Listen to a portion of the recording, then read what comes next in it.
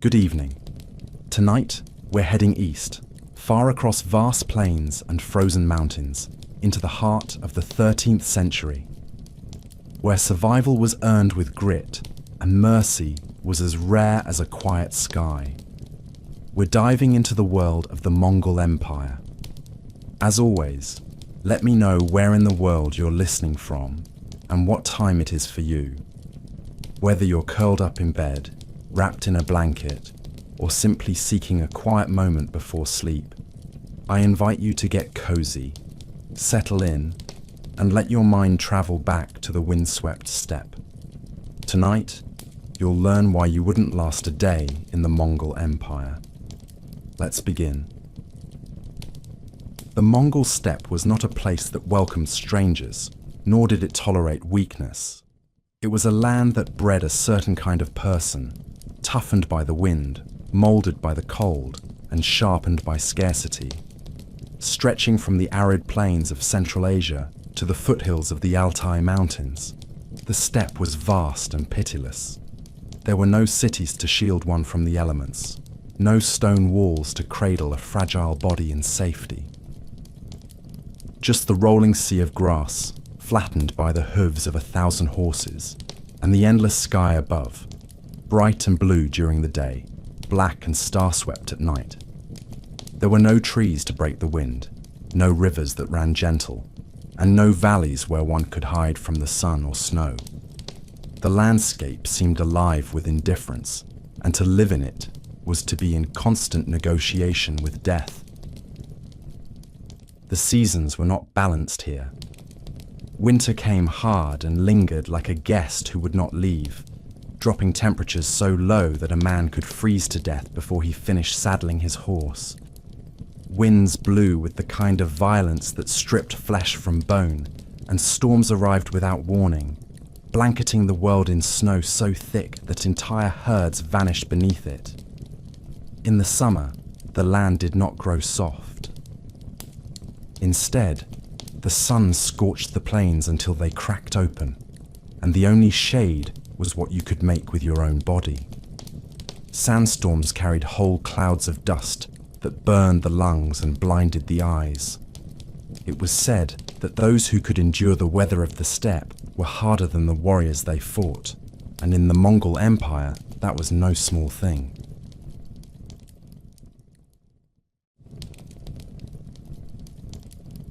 The land was endless. It stretched out in every direction, a boundless sea of grass swaying beneath a vault of sky so vast and unbroken that men believed it touched the edge of heaven. This was the steppe. This was the cradle of the Mongol people, and the forge from which the fiercest empire the world had ever known would rise. It was a place of stark contrasts, where life clung to hardship with the same tenacity as the wind clung to the hides of the yurts. There were no stone cities here, no marble columns or winding streets. There were no great libraries nor towering cathedrals. Civilization, as it was known in the West or in the distant courts of China, was not born here. Instead, there were herds of sheep and goats, wild horses running across the plains, and men who lived on horseback as easily as they breathed.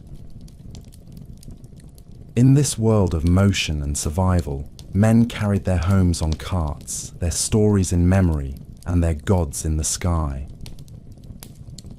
The Mongols, and the many other tribes who roamed the steppe before the empire took shape, believed the heavens watched them.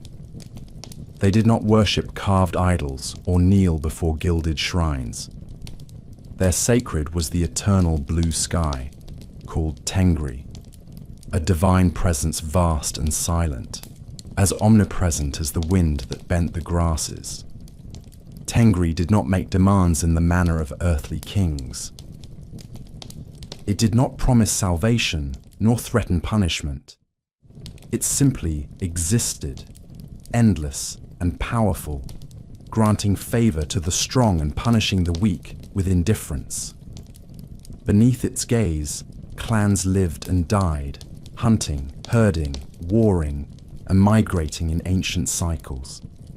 Their lives were shaped by the rhythm of the seasons. Spring brought the calving of animals and the renewal of pastures. Summer demanded long migrations. Autumn required preparation. Winter brought hardship, starvation, and snow deep enough to bury the bones of the dead. There were no borders here.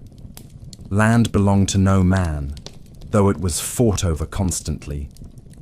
Power on the steppe did not come from ownership, but from strength. A man was known not by what he built, but by what he could take and defend. Wealth was measured in livestock and loyalty. A chief could command 10,000 men in the morning and die alone in the snow by nightfall. Alliances were forged in marriage and shattered in betrayal. Feuds ran deep, sometimes spanning generations. The sons of the wolf and the deer, as they saw themselves, were quick to ride and quicker to fight. And yet, for all the violence and hardship, there was a fierce beauty to it all. There was poetry in the gallop of a stallion across the plains. There was serenity in the quiet of night, when only the stars blinked above the black curve of a yurt's crown. This was not a land of peace, but it was a land of order, an order born of necessity and endurance. It was within this world that a child named Temujin would one day be born, though in these early years no such name stirred the winds. The tribes roamed, ever shifting like the tides, each with their own legends, their own customs, and their own scars. There were the Tatars, cunning and numerous, who favoured ambush and treachery. The Merkits were raiders and horse thieves, proud of their independence. The Naimans lived further west, wealthier and more cultured, with kings and written laws, yet bound to the same fierce traditions. And then there were the Mongols, a smaller people at the time, broken into scattered clans that quarrelled endlessly among themselves. Theirs was a name spoken without fear, without reverence, and often without regard. They were considered insignificant by their rivals, poor, divided, unworthy of alliance or respect. Among these tribes, survival was a matter of both strength and cunning. Children learned to ride before they could properly walk. Boys trained with bows and hunted for meat while still calling their mothers in the dark. Girls learned to tend animals, gather herbs, and manage the camp while the men were away at war. Women were not ornaments to be hidden or bound. On the steppe, they rode, they fought, and they ruled when the men were gone or dead.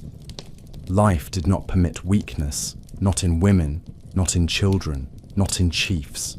Every mouth needed to pull its weight, and every man had to be ready to kill or be killed. There were no castles to retreat to, no walls to protect from an enemy's wrath. The only defense was speed. The only law was revenge. Mercy was a luxury for the dead. And yet, for all its cruelty, the steppe was also a place of extraordinary freedom.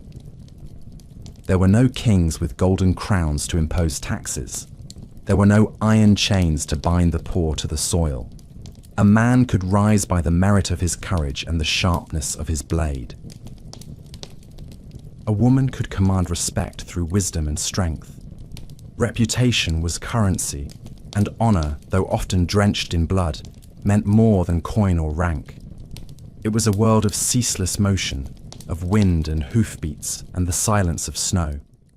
It was wild and untamed, filled with old songs passed down around fires, and dreams that travelled with the herds from pasture to pasture.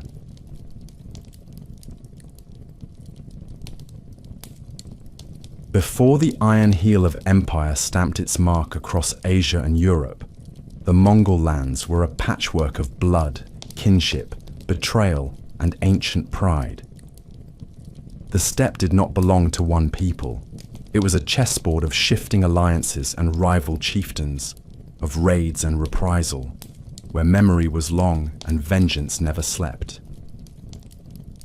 Each tribe saw itself as chosen, descended from noble ancestors whose spirits still roamed the high grasses and whispered in the wind. Among them were the Tatars, the Merkits, the Karaits, the Naimans, the Onguds, and the Mongols themselves, who in those days were scattered into countless clans and broken families. Each name carried with it a history of triumph and humiliation, of old glories now faded and wounds never forgotten. The land was not ruled so much as survived, and those who hoped to lead did so with the knowledge that loyalty was a brittle thing, and betrayal was always one bad harvest away. The Tatars were the most prominent in those early centuries, feared and respected across the eastern steppe. They had once been puppets of the great Khitan Empire, and later the Jin dynasty of northern China, who used them as a buffer and a sword against other tribes. For a time, they flourished, playing the game of empires, raiding their neighbors with impunity while offering tribute to their distant masters. Their name became synonymous with treachery, not only for their dealings with foreign dynasties, but for the blood they spilled among their own. Yet for all their cunning, they could not withstand the tides of change when they turned. The Tatars would one day fall to a fury of vengeance that began in childhood and would echo across continents. To the west lay the Merkits, proud and predatory, notorious for their swift raids and their fierce defense of their herds. Their society was deeply bound to custom, proud of its autonomy and loath to bend the knee to any outsider. Their blood feud with the family of Temujin, born of a stolen bride and an act of violence that would never be forgiven, would become one of the most bitter and consequential rivalries in steppe history. The Merkits believed in the old ways, in honor won through the sword and preserved through vengeance. Their downfall, when it came, was not for lack of courage, but because they clung to the past while the future took shape in the saddle of a boy they once wronged. The Karaits were more complex still. They were a Christian tribe, followers of Nestorian Christianity brought centuries earlier through traders and wandering priests.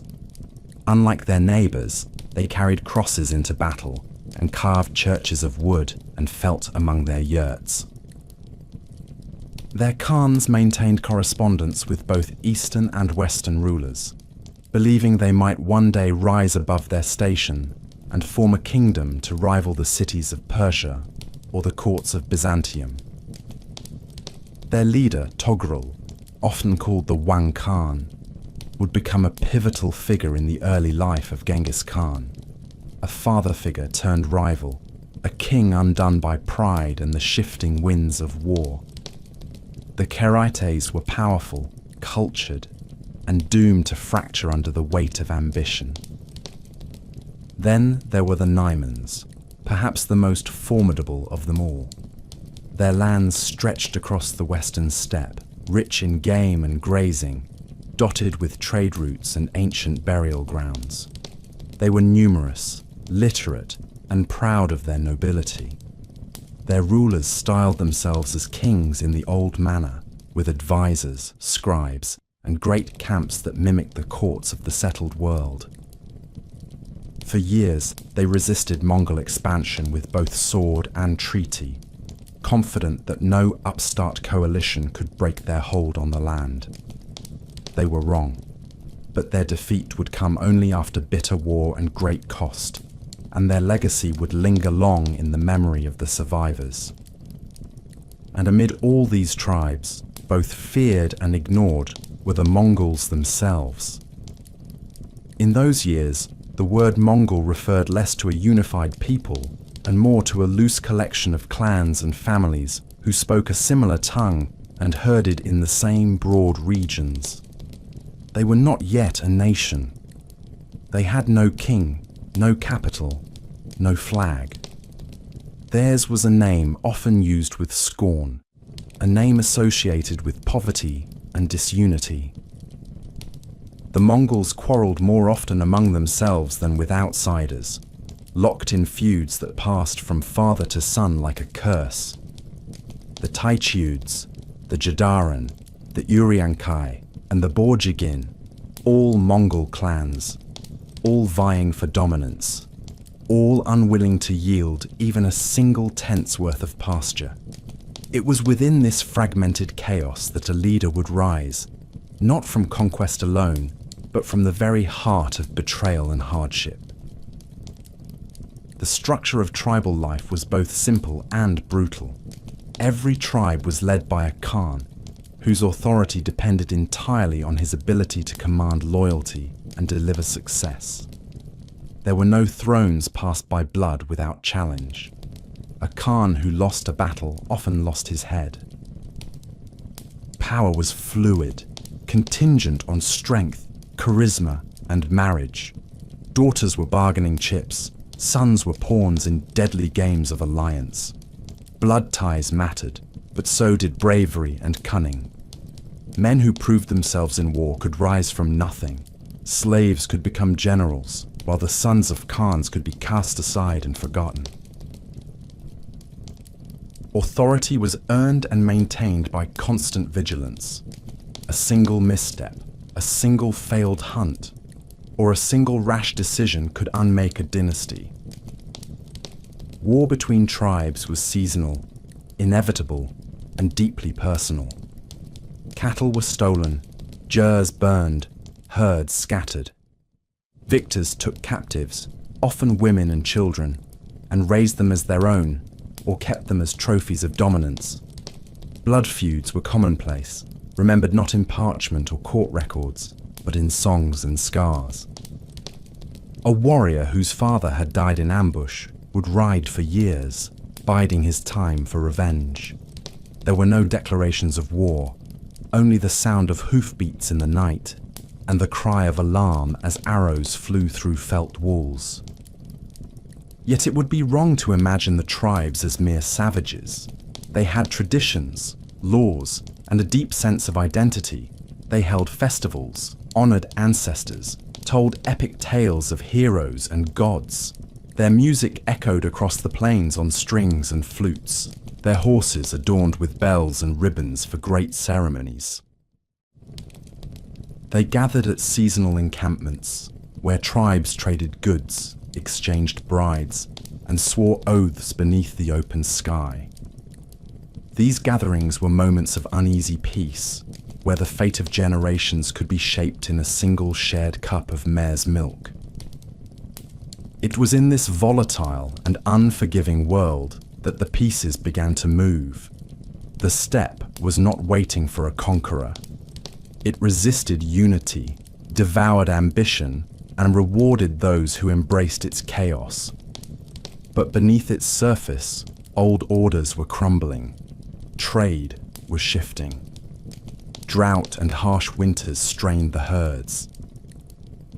Ambitious men and women whispered of change, and somewhere in this expanse of wind and fire, a child born of betrayal and exile was learning to ride, to hunt, to survive. The tribes did not know it, but the world they had always known was beginning to end. The sky was still blue, the grass still bent to the wind, but the silence of history was breaking. The wolves and eagles would soon bow to a single name, and that name was Temujin. The boy was born beneath a sky thick with storm clouds, a sky that seemed to churn with the weight of history, yet unwritten. His mother named him Temujin, after a Tatar warrior his father had defeated in battle. There was no royal cradle, no written prophecy, no gathered court to mark the occasion.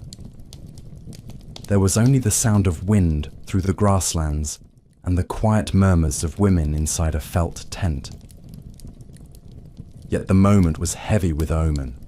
A clot of blood in the boy's fist was taken by the elders as a sign of greatness, a mark from the eternal blue sky. Such omens were not rare in the steppe, but they were remembered when they proved true. In time, that blood would prove to be the first of many.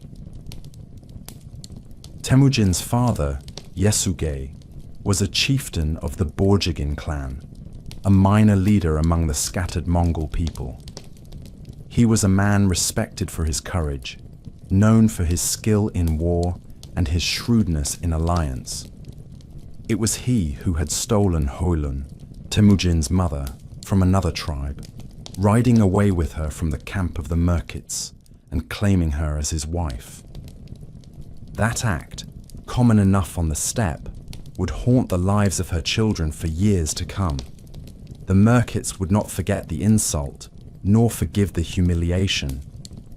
Temujin was born into a bloodline already entangled in revenge. For a time, the boy knew the comfort of protection. Yesugei brought his family near the Onon River, a land of green pastures and cold streams, where the air was rich with the scent of horses and the laughter of children. Temujin grew up among his brothers and sisters, learning to ride, to shoot, to listen to the old stories told by the fire. His mother, Hoelun, was a woman of fierce pride and unshakable strength. She taught her children the old ways, the lessons of the past, and the value of endurance. She told them never to beg, never to break, and never to forget. Her love was not gentle.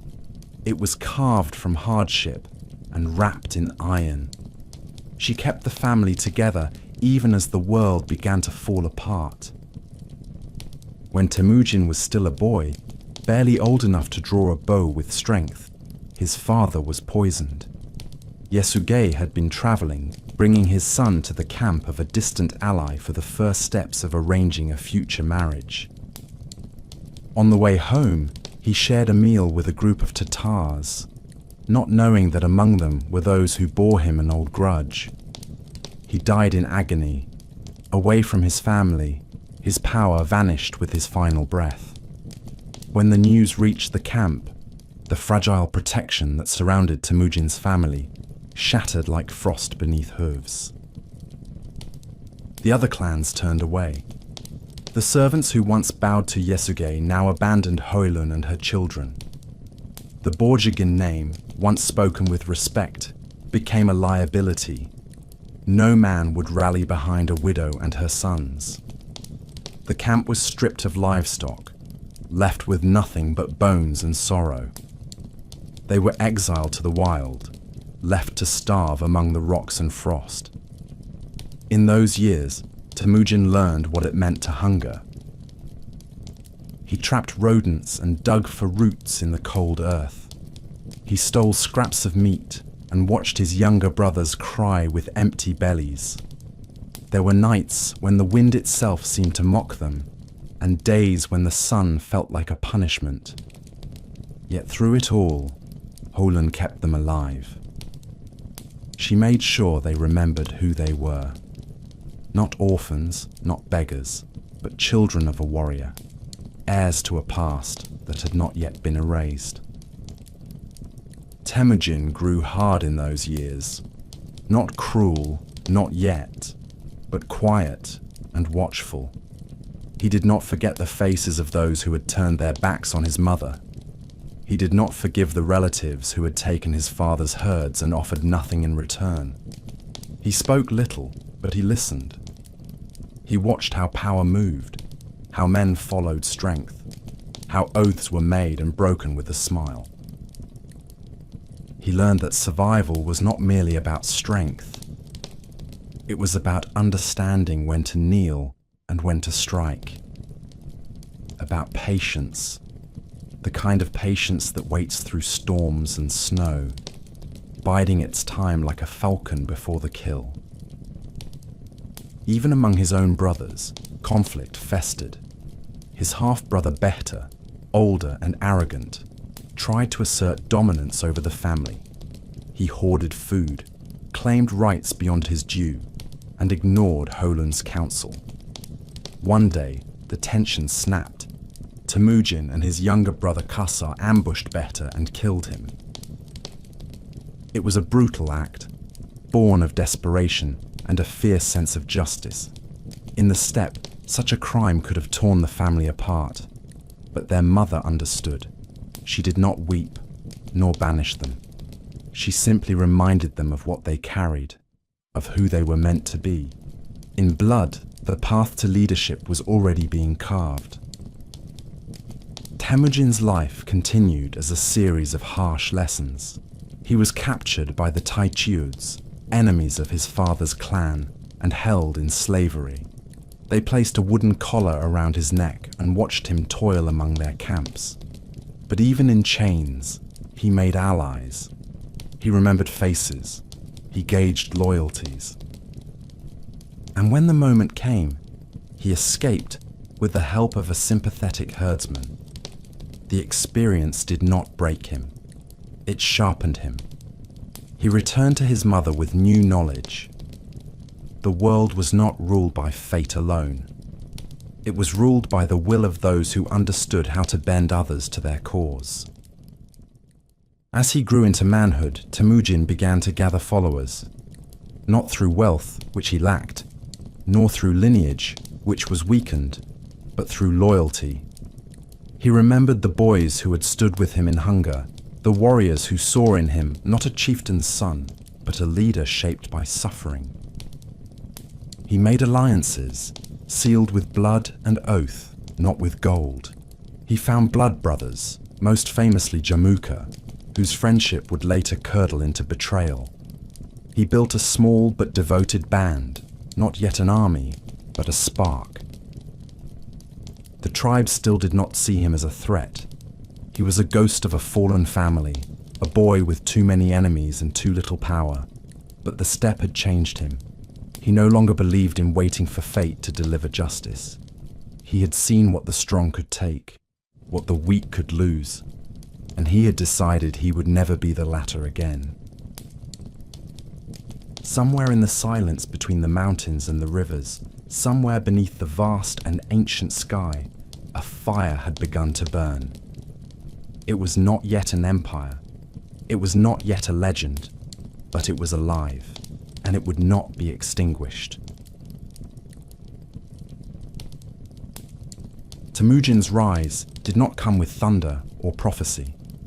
It came slowly, with deliberate steps across uncertain ground, each one taken with a wariness learned through pain. In the years following his escape from the Taichiuds, he began to knit together a life from scraps of loyalty, gathering those who had nothing to lose and everything to gain. He did not have riches, nor the great herds that made a man respected. What he had was clarity. He understood something few others did, that the world was changing, that the old way of loyalty to clan above all would break under the weight of ambition. He would not rule through ancestry. He would rule through trust, through law, and through the bond of men who chose each other. One of the first of these bonds was forged with Jamuka, a boy of noble lineage, handsome, charismatic, and with blood ties to powerful Mongol houses. As children, Temujin and Jamuka had grown close. They hunted together, shared meat and fire, and spoke in the quiet of the steppes as only brothers in spirit can. They swore Anda, the ancient oath of Mongol blood brotherhood, a pact deeper than kinship, stronger than allegiance to clan. In the eyes of the eternal blue sky, they became one soul split between two bodies. For a time, this bond gave them strength.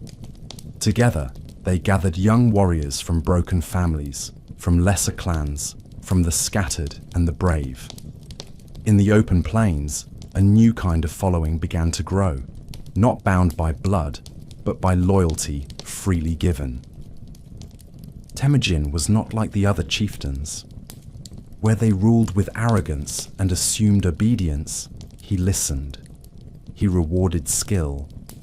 He promoted those who had earned their place, regardless of their birth. A blacksmith's son could ride beside him in battle. A servant could rise to the rank of general.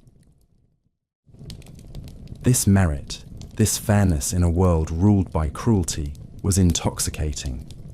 Men who had been stepped over by the powerful came to him. They brought their wives, their children, their loyalty. And with each soul that joined his growing encampment, Temujin's vision took shape. He was not building a clan. He was building a nation. But change draws enemies. As Temujin rose, the old powers of the steppe took notice. The Taichuds, the Tartars, the Naimans, the Karaitas, each watched with unease as a man without noble birth began to gather warriors and speak of unity. To them, he was a threat, an upstart with dangerous ideas. Temujin's methods offended their pride. He took servants and made them commanders. He forgave the sons of enemies if they proved loyal. He gave power to women and outsiders. His rise undermined everything the old chiefs believed to be sacred. But Temujin was not building for their approval. He was building for victory. Tensions began to form between him and Jamuka. Though they had once been Anda, their visions of power diverged. Jamuka, with his noble blood and aristocratic bearing, believed in the old ways. He gathered the traditional elite around him, those who clung to titles and lineages. He was generous, but he expected loyalty born of heritage and position. Temujin, by contrast, was drawing a different kind of following. Men of the grass, men who had suffered, men who believed that strength and justice should guide the hand of leadership. For a time, the two men danced around their differences, but the steppe cannot hold two suns forever. The final breach came not with words, but with war. In 1187, the two former brothers turned their camps toward one another, and the Mongol world chose sides. Jamuka held the greater numbers, with 30,000 warriors drawn from the old bloodlines. Temujin had only 20,000, but they were loyal, hardened, and disciplined in ways the traditional armies were not. They fought at the river Dalan Baljut, where the land rolled like waves and the grass ran red with the blood of the future. For a day and a night they clashed, arrows hissing through the air, horses screaming, the ground torn by hooves and iron. At first, Temujin's smaller force held fast, maneuvering with skill, using the tactics he had honed in years of desperate battle. But numbers told the story. By the second day, Jamuka's forces overwhelmed them. The defeat was devastating. Jamuka captured many of Temujin's men, and in a display of cruelty meant to terrify, he executed 70 young warriors by boiling them alive. It was a horror that seared itself into memory. Yet even in loss, Temujin's legend grew. His men remembered his courage, his loyalty, his refusal to abandon them in defeat. They returned to him when the dust settled. Others came, drawn by his endurance, his refusal to die, his promise of a new order. Jamuka may have won the battle, but Temujin had begun to win the future. In the years that followed, Temujin focused not on vengeance, but on rebuilding. He consolidated his forces, renewed old alliances, and continued to govern with an iron sense of justice. He imposed order where none had existed. Theft was punished, even if committed by his closest allies. Cowardice in battle was shamed.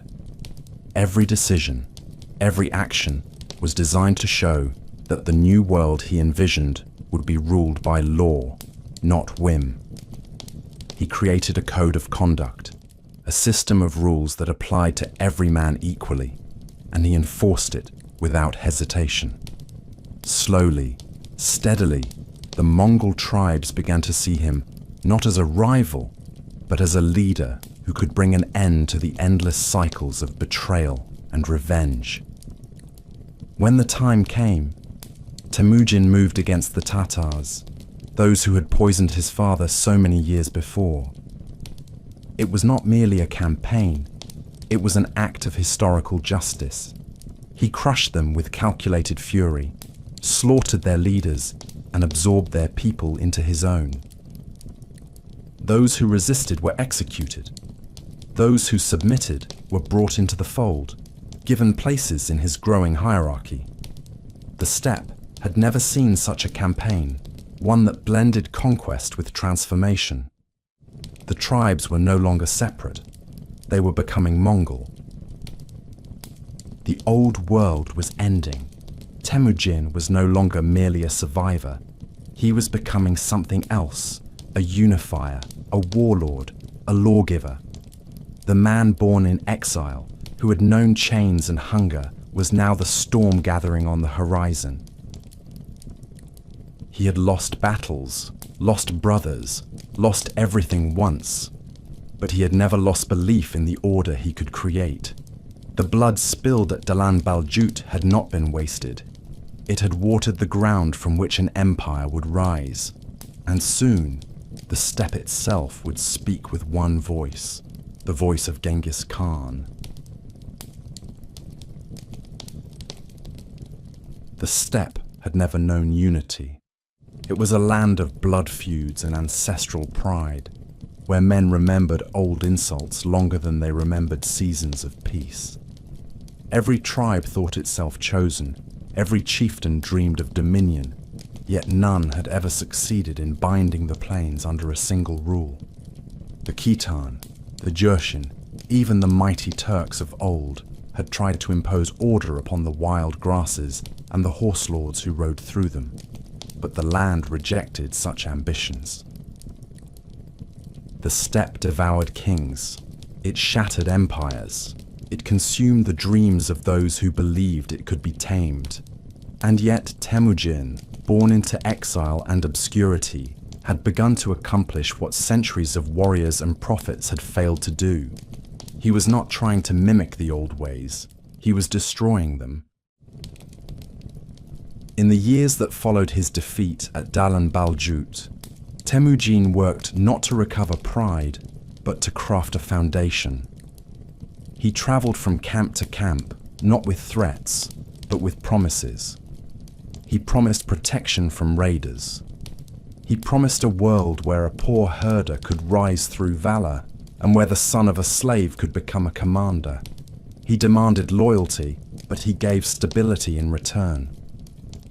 He spoke often of law, of order, of a shared destiny that transcended clan and bloodline. This was no longer about his personal vengeance. It had grown beyond the deaths of his father and brothers. He had come to believe that only through unification could the Mongol people survive the tides that pressed upon them from the south, the west, and the east. The tribal chieftains despised this vision. They saw it as heresy, a betrayal of the old customs. For centuries, the Mongols and their neighbors had lived by the ancient code of steppe autonomy. Each clan ruled itself. Each Khan was sovereign within his own camp. They joined together in times of war, then fell back into rivalry when the danger passed.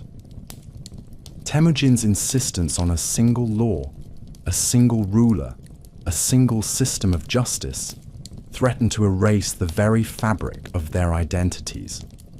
And so, the resistance grew. It came not as open rebellion at first, but in whispers, in desertions, in alliances formed in the dark.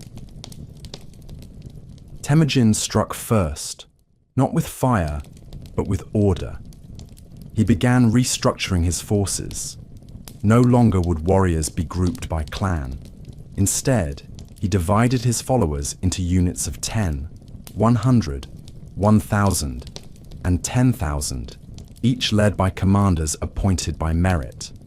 Brothers were separated. Clans were fractured by design.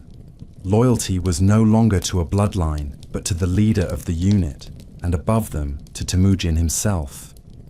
These units could be moved quickly, commanded easily, and punished or rewarded without interference from tribal politics. For the first time in the history of the steppe, An army was built on discipline rather than inheritance. He did not stop at the military. He began crafting laws, rules meant to govern everything from theft and murder to the treatment of captives and the duties of soldiers. This growing body of custom would later be known as the Yasa, a living code said to be handed down from the eternal blue sky itself, though in truth it came from Temujin's relentless understanding of justice and his memory of every betrayal he had ever suffered. The Yasa demanded loyalty, demanded service, and demanded discipline.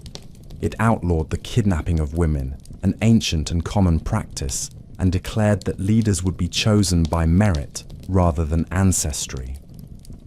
These laws were enforced with swift, often brutal punishment, but they created something the tribes had never known, a sense of shared identity. Opposition to this new order coalesced around familiar enemies. The Merkits, still bitter from past defeats, allied with the Naimans and the remnants of the powerful Tatars. Even the Keretis, once Temujin's strongest allies through his relationship with the One Khan Togrul, began to grow uneasy. Togrul had once treated Temujin like a son, sheltering him and granting him troops, but now he looked upon his former protégé with growing suspicion. The boy had grown into a man, and that man was gathering more power than any subordinate should. When Jamuka returned from exile to join the resistance, the stage was set for civil war on a scale the Mongols had never seen. The years between 1190 and 1204 were soaked in blood. Temujin moved swiftly, destroying the Tatars with a fury sharpened by the memory of his father's murder. He annihilated their leadership and absorbed their people into his growing state. To secure loyalty, he married their women into his own circle and distributed their children among his officers to be raised as Mongols. The act was both political and psychological. He was unmaking tribes and reforging them into a single people, united not by name, but by allegiance. His break with Togrul came next. The Karites, still powerful and wealthy, could not accept that their ally had become their rival. Temujin offered peace, but was refused. When battle came, it was fierce and final. Togrul was defeated and killed, not by Temujin's hand, but by his own people as he tried to flee. The Karites were scattered, their lands taken, their warriors folded into Temujin's ranks. With each victory, his power grew, not merely in numbers, but in authority. He no longer needed to beg for allegiance. Chiefs came to him willingly, or they vanished. The final confrontation came again with Jamuka, the blood brother turned enemy. In 1201, Jamuka had once more declared himself Gur Khan, a title of ancient prestige meaning universal ruler, granted by his allies among the Naimans and other aristocratic tribes. He sought to rally the old order against the revolution Temujin had unleashed. But the ground had shifted. By 1204, their armies met again, this time not as boys with dreams, but as warlords with destiny in their eyes. The battle was long and bitter. Temujin's forces, better organized and more cohesive, prevailed. Jamuka fled, was betrayed, and delivered into the hands of the man he had once called brother. Temujin did not have him executed in haste. He offered him mercy, even a place at his side. Jamuka refused. He said that two eagles cannot share the same sky. He asked for a noble death, and Temujin granted it. He was killed without pain, without humiliation. In this moment, the last great rival of the steppe fell, and Temujin stood alone, not merely as a conqueror, but as a unifier. The tribal order had been broken. The clans were no longer sovereign. The laws of the old steppe, where every chief was king of his own tent, had been replaced by something new. The Mongol people, for the first time, were not merely a scattered collection of families. They were a nation. In 1206, at a great assembly by the Onon River, the Kurultai of all tribes gathered. They crowned Temujin not as chieftain, not as warlord, but as Genghis Khan, the universal ruler, the man blessed by the eternal blue sky to lead his people. The title was not ceremonial. It was a declaration of transformation. The Mongol tribes had become the Mongol Empire, and the world, though it did not yet know it, would tremble.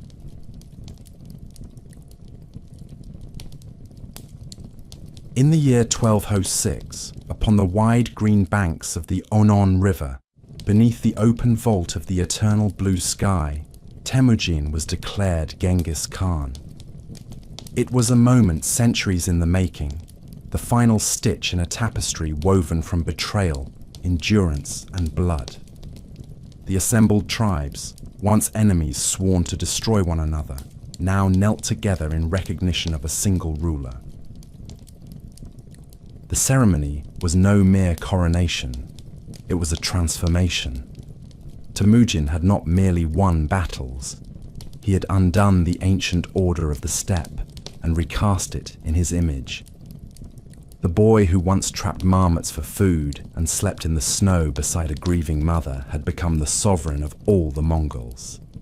And now, having forged a people from fragments, he turned his gaze outward to the world beyond the steppe. The Mongol Empire was not born with cities or temples. It had no palaces, no written histories, no silver coinage bearing the image of its founder. It was built instead on the back of horses and the weight of loyalty. Genghis Khan understood that if his rule were to survive beyond his lifetime, it would need more than victories. It would need a system. An empire, even one that travelled on horseback, could not endure on charisma alone. It had to be shaped, not just conquered. And so he began to craft the bones of a nation. His first and greatest tool was the army. It was not an army in the manner of the kingdoms to the west or the dynasties to the south. It was a living machine, formed from discipline, fear, and reward. It was organized into precise units of 10, 100, 1,000, and 10,000 men. Each had its leader, and each leader owed their position to merit, not blood. Brothers were placed in different units. Clans were deliberately dispersed. This destroyed the old tribal loyalties and created a new one that flowed only upward, toward Genghis Khan himself. Soldiers trained relentlessly, practicing maneuvers that allowed them to move with the precision of dancers. Communication was swift and sophisticated, carried by flags, drums, and relay messengers on horseback. When the Mongol army moved, it did so as a single creature, and when it struck, it did so without warning. Their weapon was the composite bow, a marvel of engineering made from horn, wood, and sinew. It could pierce armor at 200 yards, and Mongol archers could fire it with deadly accuracy from horseback while galloping at full speed. Each warrior carried several, along with a curved saber, a lasso, and often a lance. They were trained from childhood to ride without saddle or reins, guiding their horses with their knees, freeing both hands for the bow. They could feign retreat to lure enemies into ambush. They could vanish into the steppe like ghosts. No army in the world could match their speed, and few could withstand their fury.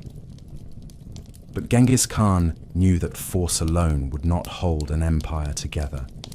He needed to bind his people not just with fear, but with identity. He expanded and codified the Yasa, the body of law that governed every aspect of life under his rule. Theft, adultery, desertion, and treason were punished with swift death. But alongside these brutal commands were protections. Religious freedom was enshrined. The poor were spared excessive taxes. Even the environment was protected in some cases, with strict limits placed on hunting during breeding seasons. The Yasa was not written down in full, but it was memorized and enforced rigorously. It became the invisible spine of the empire, holding together a population that ranged from mountain herders to conquered scholars and merchants. He reformed the aristocracy, replacing hereditary titles with appointed ranks. His most trusted generals were men who had once been his enemies, men who had once been slaves, and men who had once walked in chains. He placed women in positions of power, relying on his mother Holan and his wife Berta for counsel, and granting leadership roles to daughters and daughters-in-law. In a world where women were often bartered or silenced, Genghis Khan gave them a voice, not out of charity, but because he had seen the strength of women in hardship, and he respected what endured. Communication was critical in holding his vast territory. To this end, he created the Yam, a postal system that stretched across the steppes and beyond. Relay stations were built at intervals, each staffed with fresh horses and riders. Messages, orders, and intelligence could travel across the empire faster than any other civilization had managed. These posts also served as lodgings for travelers and officials, creating a network of safe passage that would soon benefit merchants, envoys, and spies alike. The roads of the Mongol Empire would carry more than soldiers. They would carry the future. He also understood the value of knowledge, even if he did not possess the script to write it himself. He ordered the creation of a Mongol script, adapted from the Uyghur alphabet, and began collecting advisors from among the peoples he conquered. Chinese engineers, Muslim scholars, Persian administrators, all found a place in his court. He did not care for their race or religion. He cared for their usefulness. This willingness to absorb the best from every culture became one of the defining strengths of his empire. He did not seek to erase the civilizations he conquered. He sought to harness them. As his reach grew, so did his ambition. The steppe had been unified, but beyond its borders lay kingdoms that had once looked upon the Mongols with disdain. The Jin dynasty of northern China, the Khwarezmian Empire of Central Asia, the sultanates and caliphates of the Muslim world, and the Christian kings of the distant West, all seemed ripe for conquest. Genghis Khan believed with unshakable certainty that the eternal blue sky had chosen him to rule the world. This was not metaphor or vanity. It was a truth he carried as deeply as his sword. He spoke often of his mission as divine, and his soldiers believed it. They believed they were not just spreading rule, but bringing order to chaos. Yet even in this moment of triumph, he was not at peace. He never forgot betrayal. He never ceased to prepare for revolt. He rotated his generals, kept spies within his own ranks, and maintained a brutal system of discipline. Entire families were punished for the crimes of individuals. Cities were razed to send messages. Mercy was offered once. Defiance was punished absolutely. This was not cruelty for its own sake. It was policy. Genghis Khan understood that fear was faster than diplomacy. And in the early days of empire, speed was everything. By 1206, the steppe had been changed beyond recognition. What had once been a wasteland of scattered camps and endless blood feuds was now a war machine, an empire on the move. The gers still stood, the horses still grazed, the fires still burned beneath the stars, but the people had become something new. They were no longer tribes. They were Mongols. They wore the same colors. They obeyed the same laws. They followed the same master, and he, in turn, promised them the world. The wind still howled across the plains. The wolves still circled in the dark. But now the steppe had a ruler, not just of men, but of destiny, and he was ready to test his strength beyond the horizon. The tools had been forged, the armies had been built, the laws had been carved into memory, the empire had been born, and its hunger was only beginning.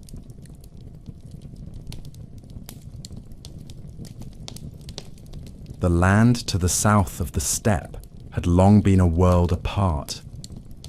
It was a world of silk and scholars, of walls that reached toward the heavens and cities that pulsed with the breath of centuries. China, ancient and immense, had always stood as both prize and peril to the nomads of the north. Its wealth dazzled the eye. Its armies guarded the plains with an arrogance born of dynastic memory. And yet, again and again, the wall had failed. The horsemen of the steppe had always found ways through the cracks. The Khitan had come before, so had the Yurshin. Now it was the turn of the Mongols. Genghis Khan had no illusions about the scale of what lay ahead. The Jin dynasty, which ruled the northern half of China, was no mere kingdom. It was a vast bureaucratic machine that spanned rivers, mountains, and forests, with armies that numbered in the hundreds of thousands and fortresses that seemed to rise from the stone itself. The Jin emperors ruled from their capital at Zhongdu, a city girded by walls and thick with the incense of courtly ritual. They controlled fertile farmland, bustling markets, and some of the oldest written institutions on the earth. Yet Genghis Khan saw something else beneath the marble and silk. He saw weakness. He saw corruption. He saw a dynasty grown soft with luxury and divided by court intrigues and regional dissent. And more than anything, he saw opportunity. The campaign began not with a declaration, but with provocation. The Jin had for years played a careful game with the steppe. They had encouraged rivalries among the tribes, paid tribute to some and punished others, all to ensure that no single power would ever rise strong enough to challenge them. But Genghis Khan had broken their game board. He had unified the tribes, silenced the rivalries, and now he demanded to be treated not as a tool of foreign policy, but as an equal sovereign. The Jin court responded with scorn. They dismissed him as a barbarian chieftain and executed his envoys, an act of arrogance that would prove fatal. In 1211, the Mongol horde crossed into Jin territory, not as raiders, but as an army of conquest. They came not for plunder, but for empire. Their numbers were smaller than the Jin armies, but their movement was liquid, their coordination unmatched. The Mongols swept through the northern defenses, capturing frontier fortresses with terrifying efficiency. Where the Jin generals relied on heavy infantry and rigid formations, the Mongols rode like wind through the mountains and plains. They broke lines with volleys of arrows, retreated with feigned cowardice, and then returned like wolves to cut down those who pursued. Chinese cities, long used to resisting steppe incursions with walls and patience, found themselves besieged by enemies who understood engineering as well as they understood war. Genghis Khan did not rely solely on Mongol skill. He employed Chinese and Muslim engineers, experts in siege warfare, who constructed trebuchets and catapults, siege towers and battering rams. No city was safe behind stone. The Mongols learned quickly, adapted without pride, and crushed resistance without mercy. Towns that surrendered were spared, their people absorbed and often set to work. Towns that resisted were annihilated, their inhabitants slaughtered, their walls razed to the ground. The message was simple and deliberate. Submission brought survival. Defiance brought extinction. By 1213, the Mongol armies had reached the great walls that separated the steppe from the heartland. The Jin court, desperate and panicked, attempted to buy peace with gold and promises. But Genghis Khan did not come for tribute. He came for justice, for vengeance, and for conquest. He bypassed the strongest fortifications by using mountain passes and lesser-known roads, striking at the softer underbelly of the empire. The Jin generals, more skilled in court ceremony than in battlefield command, failed to anticipate the speed and precision of the Mongol advance. Then came the fall of the outer cities. Datong, Zhangjiakou, and other strongholds crumbled under the relentless siege. Refugees poured into Zhongdu, the imperial capital, bringing stories of slaughter and despair. The emperor ordered a full defense, bolstering the garrison and readying the city for the storm. But it was already too late. The Mongols surrounded Zhongdu in 1215. They choked off its supplies, harassed its walls day and night, and cut down any who tried to flee. Inside, hunger spread. Panic grew. Rumors turned to riots. The court descended into paranoia and blame. The Mongols waited. When the walls finally broke, it was not merely a victory. It was a demonstration. Zhongdu, now part of modern-day Beijing, was sacked with brutal thoroughness. Its palaces were looted.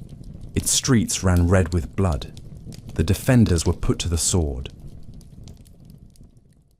The city, once a jewel of the Jin realm, was left a broken relic beneath the hooves of a nomadic army that had come from a world the court had once considered beneath contempt. Genghis Khan did not remain to rule. He left behind governors and commanders, trusted men who would oversee tribute and law, and returned to the steppe to prepare for what would come next. Yet he did not withdraw entirely. He had shown the Jin that their walls were meaningless. He had left behind devastation that would echo for decades, and he had opened a permanent wound in the dynasty's side. Though the Jin would continue to rule for years, their strength was broken. Their people no longer believed in the safety of the emperor. Their borders were shattered. And throughout the Mongol realm, the victory became legend. It was not simply that a steppe warlord had taken a city. It was that a world once closed to the nomads had been forced open by fire. The conquest of northern China was only the beginning. Genghis Khan had tested the empire he had built. He had seen it hold under the pressures of siege, terrain, and scale. He had seen the loyalty of his commanders proven. He had seen that his reforms, his laws, his vision could reach beyond the steppe and sink their teeth into the heart of civilization. And now he knew what lay ahead.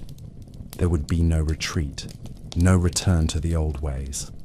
The Mongol Empire had tasted the wealth of the south, and the hunger of empire had only begun.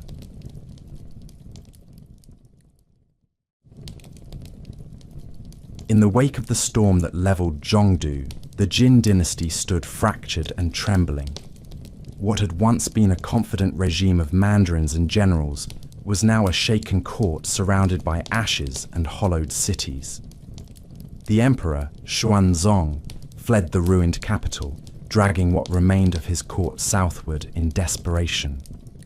The city of Kaifeng, once a rival capital of the fallen Song dynasty, became his new seat, though it offered little of the glory and protection that Zhongdu once had. The Mongols had not merely seized territory, they had shattered the illusion of permanence. For centuries, Chinese dynasties had weathered invasion through ritual, bureaucracy, and patience. Genghis Khan had undone that in a matter of years, and the Jin emperor, once seen as the son of heaven, now cast a long shadow of uncertainty over his people. Genghis Khan did not chase the fleeing emperor with the fury of a conqueror eager to finish the job. Instead, he withdrew. It was not from weakness or fear, but from deliberation. He had never intended to hold every inch of the Jin realm, nor did he have the men to occupy such a vast and densely populated region. His war had never been about land alone. It was about power and recognition, and above all, it was about sending a message.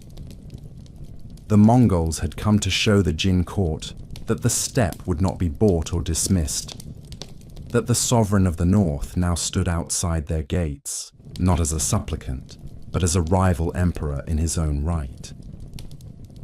To hold the north, Genghis Khan established a system of military governors and tribute collectors.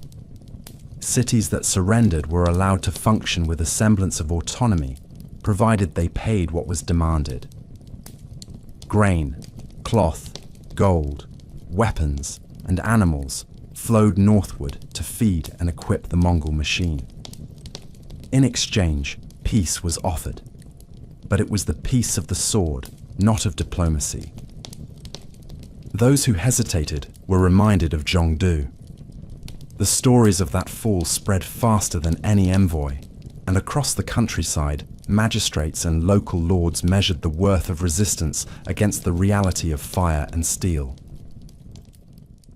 Genghis Khan's governance in the occupied territories was pragmatic. He did not attempt to impose Mongol culture on the cities. He did not destroy temples or ban local languages. He ruled lightly, but with clarity. His emissaries enforced the collection of tribute. His soldiers patrolled the roads. His name was written into official decrees. And his presence, though distant, became a spectre that haunted every court that dared consider rebellion. He was not physically present, but his power had become an atmosphere, heavy and inescapable. He had mastered the art of ruling from afar, and the occupied cities found themselves trapped not in chains, but in the web of an empire that allowed them to live only so long as they obeyed. Yet the conquest of the north revealed a deeper truth to Genghis Khan and his advisors. The steppe was no longer enough. The nomadic lifestyle, though still sacred, could not sustain the empire he was building.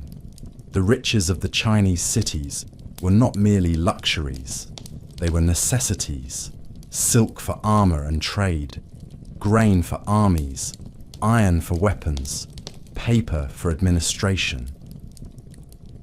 The cities fed the steppe, and the steppe in turn provided the horsemen who enforced Mongol rule. This symbiosis was dangerous, but it was inevitable. Genghis Khan did not try to stop it. He adapted. The old idea that a Mongol ruler must remain forever on the grasslands began to bend. Permanent administrators were installed in captured regions. Local elites, once dismissed as decadent, were now recruited as scribes and advisors. A new class of mixed governance emerged, where Mongol generals shared power with Chinese officials.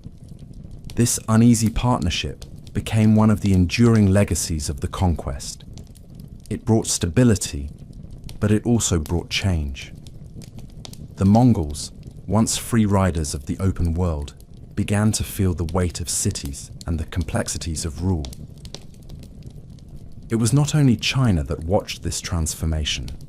To the west, in the lands of the Khwarezmian Empire, and to the south, where the Song dynasty still held the lower Yangtze, observers took note. The Jin had been considered a powerful buffer. Its weakening opened the floodgates for new ambitions and new threats.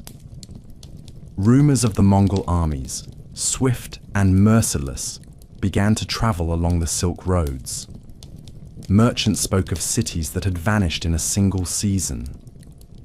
Scholars debated whether the horsemen were a divine scourge or a punishment sent by heaven. And always, the name of Genghis Khan grew, larger than the man himself, heavier than myth. But Genghis Khan remained clear-eyed. He knew his victories were incomplete. The Jin emperor still lived. the southern provinces remained unbroken. The Song dynasty still held the wealthiest regions of the Chinese world. He did not yet have the strength to destroy them all. His army, though unmatched in skill, was small by comparison. The northern campaign had cost lives, exhausted supplies, and stretched his forces across unfamiliar terrain. He chose to pause, to let the wounds of the Jin fester on their own, and to prepare for greater campaigns elsewhere. In his temporary withdrawal, Genghis Khan revealed another of his many gifts. He knew when to stop. He knew that an empire was not built by endless motion, but by rhythm. Advance, consolidate, reform, and only then strike again. While his generals governed the north, he returned to the heart of his domain. He oversaw the selection of new commanders, the revision of laws, the movement of herds. He ensured the lines of communication remained open. He ensured that the empire of the horse did not forget its soul while it reached into foreign lands. And yet, even in retreat, he remained in the minds of those he had conquered. The emperor of the Jin dynasty, reduced now to a fugitive sovereign ruling from a crumbling city, lived each day under the weight of that absence. It was a silence louder than drums. The threat of Genghis Khan's return became a tool in itself. His enemies braced for invasions that never came, spent fortunes on walls that would never be tested. Fear had become a form of rule, and Genghis Khan wielded it with precision. Thus, the shadow of the emperor grew. He did not sit upon a jade throne, nor wear robes of embroidered silk. He had no dragon carved into his walls, no incense burning in his name. And yet, in the minds of millions, he had become emperor in all but title. Not because he claimed heaven's mandate, but because he had proven that his law, his strength, and his vision could not be denied. While the Jin emperor watched his realm shrink, Genghis Khan prepared, not for peace, not for reconciliation, but for the next war. The cities of the east had been tested. Now his gaze would fall to the west, and there, too, the sky would burn.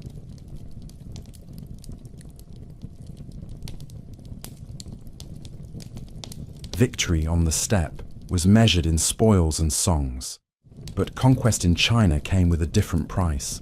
The battles were won, the cities were taken, the enemies scattered. Yet beneath the surface of triumph lay a deeper toll, one not easily counted by the weight of silver or the number of surrendered fortresses. The cost of the northern campaign was carved into the very structure of the Mongol army, into the minds of its commanders, and into the landscape of a kingdom left in ruins. Genghis Khan had proved that the Jin dynasty could bleed. But in doing so, he had learned how deeply the land could resist, even as it crumbled. The siege of Zhongdu alone had consumed a season and a generation.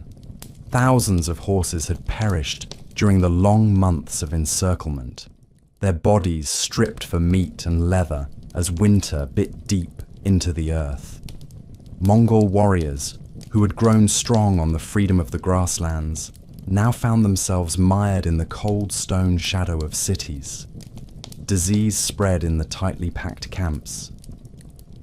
Arrows flew not across open fields, but between high walls and through the narrow alleys of shattered towns.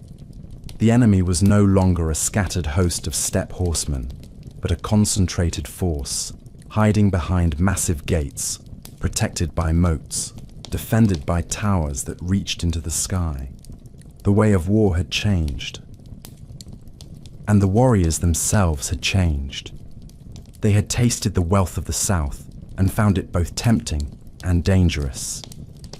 Silk lay in piles, too soft to protect a man in battle, but beautiful in the firelight. Gold and jade, once meaningless to men raised on meat and hide, now glittered in their hands. Women of foreign dress and strange tongues were taken, some as wives, others as prisoners.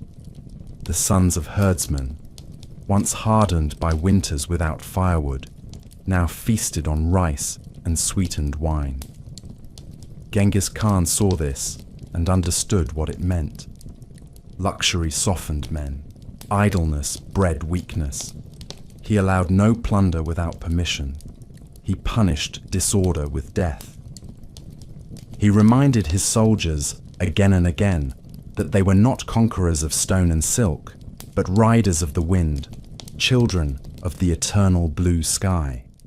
The empire was to be made in their image, not surrendered to the comforts of those they had defeated. Still, the transition from nomad to ruler was underway. The Mongols, for all their discipline, could not escape the consequences of rule. Administration was required. Tribute had to be counted. Roads had to be kept safe, and markets watched for corruption.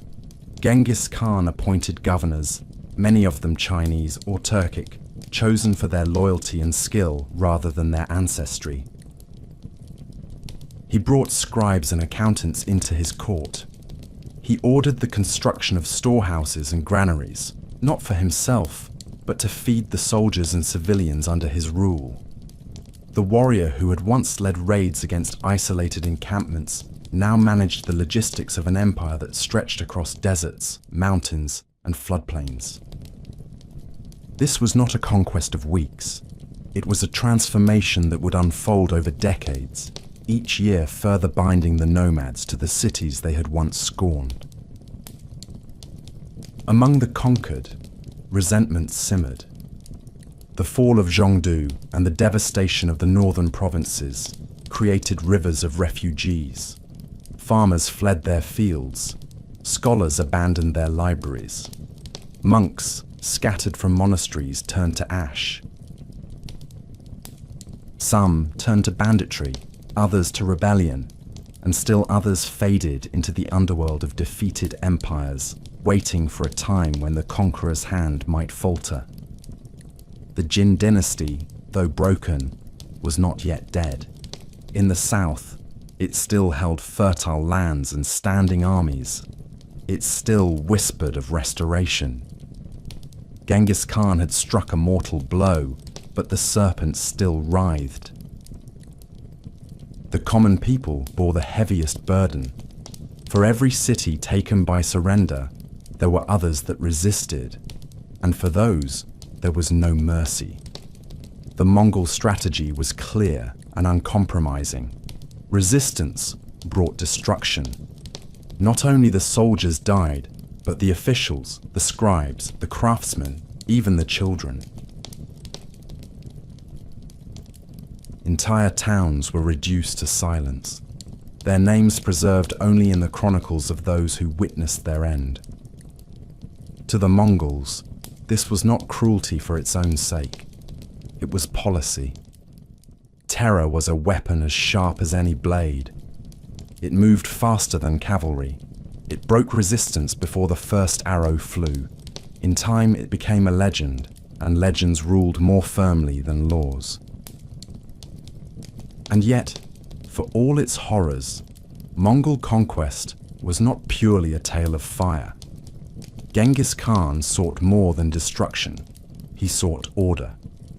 In cities that surrendered, he spared temples. He protected merchants. He allowed officials to remain in place if they swore loyalty. Trade resumed quickly, and roads once plagued by bandits were patrolled with ruthless precision. Markets opened beneath new banners. Laws were enforced not by caprice, but by decree. The Yasa stretched into the Chinese countryside, not as a foreign imposition, but as a promise of security to those who accepted its rule.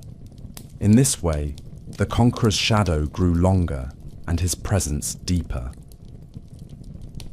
But the balance was fragile. The soldiers longed for the plains. The horses withered on southern grain. The empire had moved beyond the horizon of the steppe. and with each step, it risked losing the very soul that had given it strength. Genghis Khan knew this. He would not remain in the cities. He would not drape himself in silks or sit upon a dragon throne. He returned north to the grass and wind, to the place where power came not from marble, but from motion. He left others to govern what had been taken. His mind, even then, was turning westward. The campaign against the Jinn had opened a door. It had revealed the world to the Mongols, not just China, but Persia, India, the lands beyond the Caspian Sea, and the kingdoms of Europe. The horizon no longer ended at the Yellow River. It now stretched toward places where the names were unfamiliar, but the wealth was unmistakable. The great Khan had tested his army against one of the most ancient civilizations on Earth, and it had not only endured, it had triumphed. The cost had been high. The blood of warriors, the innocence of cities, the simplicity of the old life, all were spent on the altar of empire. And yet, the hunger remained. The world beyond still waited, and Genghis Khan, forged in exile and sharpened by vengeance, was not done. The dust had barely settled over the ruins of Zhongdu. The ashes were still warm, and already the riders were saddling their horses again. The sky above the steppe had not changed. It remained vast, cold, and eternal. And beneath it, a storm was gathering once more. The fire had barely cooled in the ruins of Zhongdu when Genghis Khan turned his gaze westward. China had taught him much. It had taught him that cities, once thought invulnerable, could fall like tents before a prairie storm. It had shown him that discipline, planning, and ruthlessness could shatter empires more ancient than memory. But it had also revealed something else, an insatiable appetite, not just for plunder or power, but for dominion. The conquest of China had opened the world to the Mongols, and across the high passes and sun-baked deserts of Central Asia lay another prize, rich and glittering, guarded by arrogance rather than strength. That prize was the Khwarezmian Empire. The Khwarezmians ruled a vast swathe of territory stretching from the eastern shores of the Caspian Sea to the fertile plains of Persia. Their cities were old and magnificent: Samarkand, Bukhara, Nishapur, Merv, each a jewel of Islamic civilization, filled with scholars, merchants, mosques, and palaces. Their sultan, Ala ad-Din Muhammad, sat upon a throne inherited through conquest and held through intrigue. His empire had grown rapidly, devouring smaller neighbors and seizing trade routes that once belonged to older dynasties. But for all its wealth and apparent grandeur, the Khwarezmian realm was brittle. Its administration was fragmented. Its military leadership was divided by jealousy, and at its head was a ruler whose pride outpaced his wisdom. Genghis Khan did not march on Khwarezm out of greed, at least not at first. He sought peace. He saw the empire as a trading partner, not an enemy. In 1218, he sent a delegation of merchants, protected by envoys, to establish relations. They traveled with goods and gifts, hoping to open a corridor between the Mongol heartlands and the markets of Persia. The mission was honorable. The response was not. In the city of Otrar, one of the Khwarezmian border governors, a man named Inalchuk, arrested the caravan on suspicion of espionage. He seized their goods, imprisoned their members, and eventually executed them. When Genghis Khan learned of this, he did not respond with immediate violence. Instead, he sent a second delegation, this time 3 trusted envoys demanding justice. Sultan Muhammad, either out of arrogance or fear, made a fatal choice. He had one of the envoys executed and the other 2 mutilated. Their heads were shaved and their beards burned, a deliberate insult in the eyes of the steppe. The message was clear. The Khwarezmian Empire would not be intimidated. Genghis Khan received that message and returned one of his own. He called his generals. He summoned his sons. He gathered the largest army he had ever commanded. The time for peace had ended. The time for vengeance had come. In the spring of 1219, the Mongol host crossed the Jaxartes River. It moved like a tide, silent and unrelenting. Genghis Khan did not strike at a single city. He struck at the empire itself, aiming to unmake it from within. His forces split into several columns, each taking a different path through the Khwarezmian territory. Cities that once believed themselves untouchable were besieged in days. Otrar, where the insult had begun, was the first to fall. It resisted bravely, but the Mongols breached its walls after 5 months. Inalchuk was captured.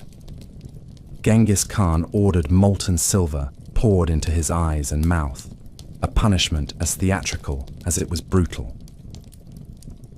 Then came Bukhara, a city of scholars and wealth, surrounded by high walls and filled with mosques and madrasas. The Mongols approached with speed and deception, pretending to retreat before suddenly encircling the city. The garrison collapsed. Genghis Khan entered Bukhara not as a raider, but as a ruler. He addressed the people in the main mosque, declaring that he had been sent by the heavens to punish their corrupt sultan. He did not destroy the mosque. He spared the scholars, but he looted the treasuries, dismantled the walls, and scattered the defenders. Resistance, even when minimal, was punished. The sultan had fled rather than defend his people. The city was left to the will of the victors. Samarkand followed, larger, wealthier, better defended. Its garrison numbered tens of thousands, including foreign mercenaries. The city believed itself safe behind double walls and reinforced towers.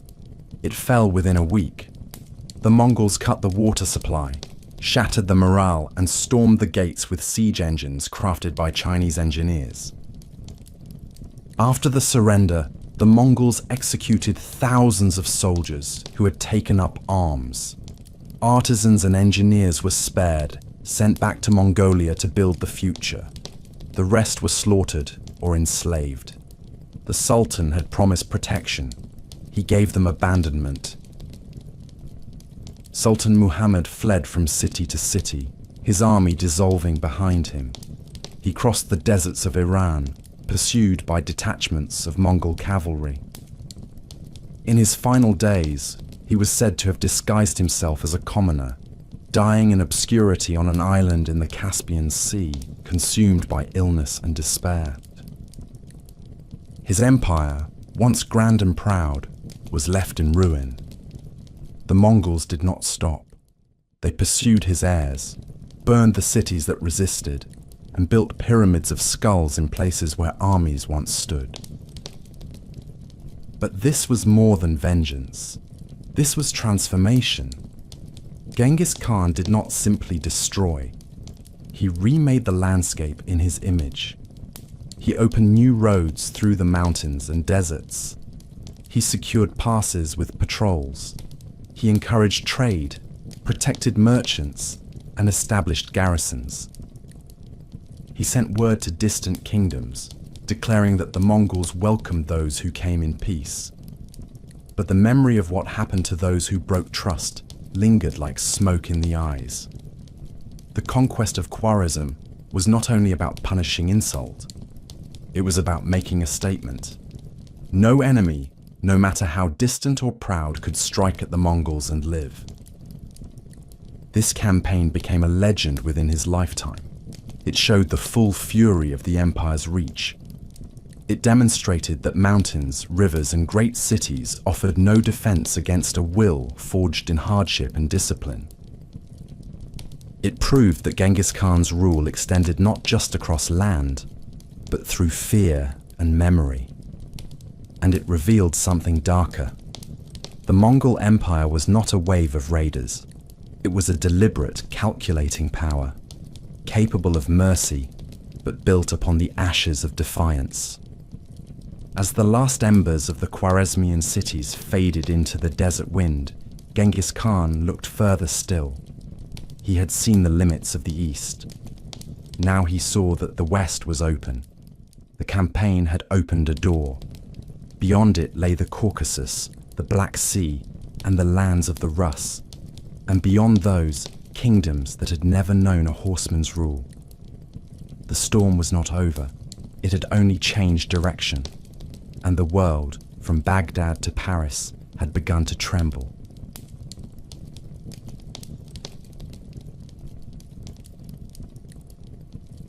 The wind that carried Mongol riders into Central Asia was no longer just a breeze from the east.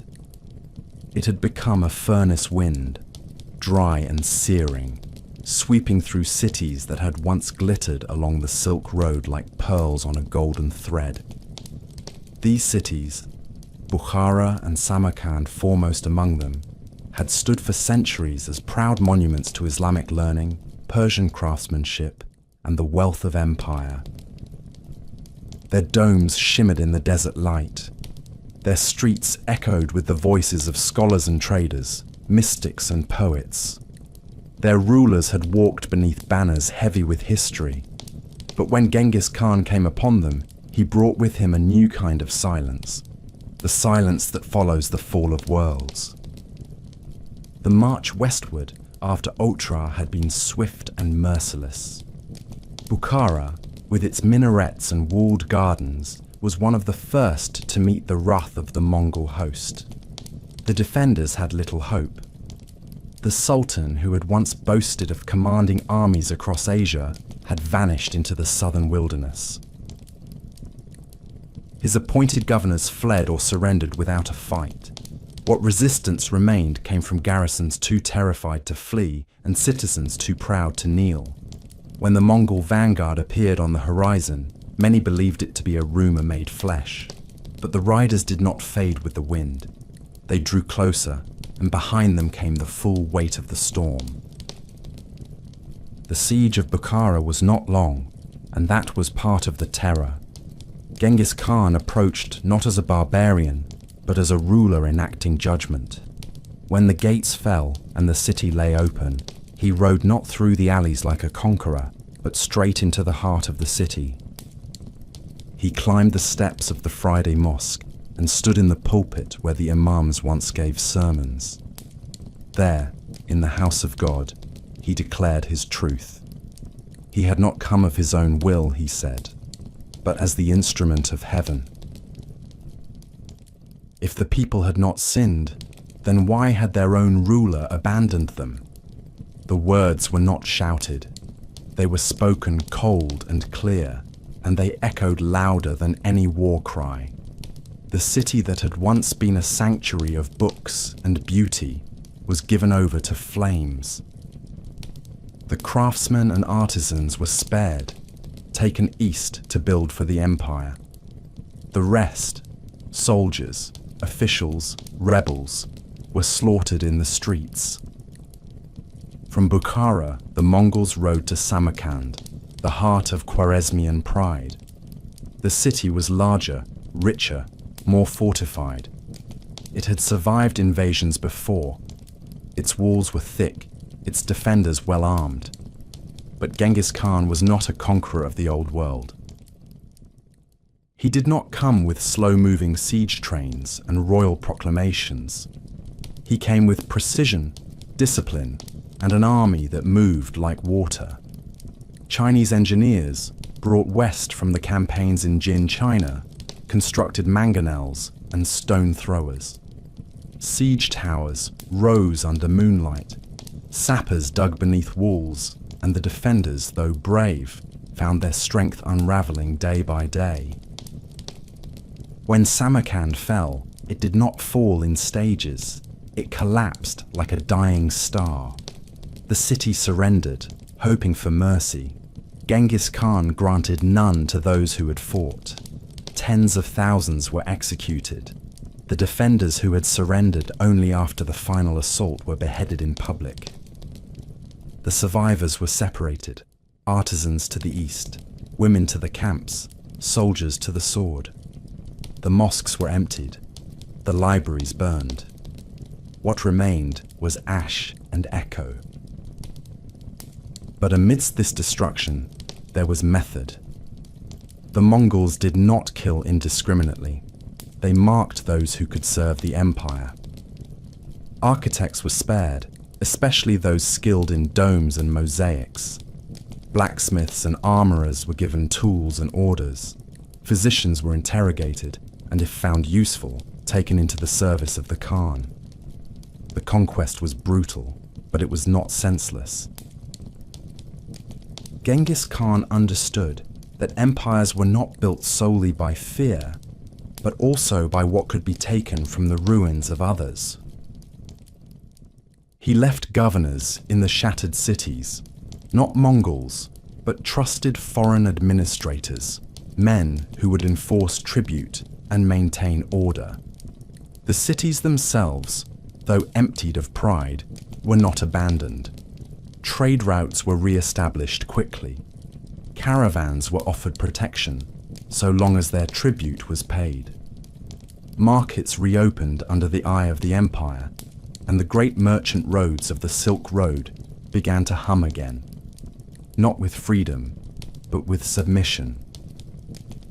Genghis Khan had destroyed the illusion of permanence, but he had no desire to destroy the wealth itself. What had been Khwarezmian was now Mongol, and the rivers of ash flowing from Bukhara and Samarkand would fertilize the roots of a new imperial order. Yet behind every strategy and proclamation, the core remained unchanged. This was vengeance. The Mongol campaign in Khwarezm was born not of cold ambition, but of fury. Genghis Khan had extended a hand in peace. It had been bitten. The executions of his merchants, the mutilation of his envoys, these were not forgotten. They were remembered in every sword drawn and every town burned. The Sultan's defiance had not only insulted the Khan, it had challenged the entire structure of the Mongol worldview. The eternal blue sky had given Genghis Khan the right to rule. To oppose that was heresy, and heresy demanded fire. The message spread like smoke across Asia. The Mongols were not a passing storm.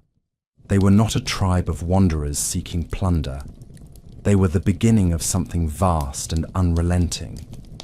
Their victories were not just battlefield triumphs, but warnings. Cities that heard of Bukhara and Samarkand began to weigh the cost of resistance. Some sent envoys with gifts. Others fortified their walls and prayed. But all knew that a line had been crossed. The world they had known, with its delicate balances and familiar enemies, was ending. And still, Genghis Khan rode on. The blood of his vengeance had been spilled. The empire of the Sultan lay in ruins. But beyond the mountains, new lands beckoned. The Caspian Sea shimmered on the horizon. The Caucasus loomed in the distance. The Rus stood in their forests, unaware of the thunder building beyond the steppe. Genghis Khan had no maps of the world, no globes or charts. But he understood one truth. So long as there were kings who thought themselves safe, so long as there were walls that believed themselves strong, there was still work to be done.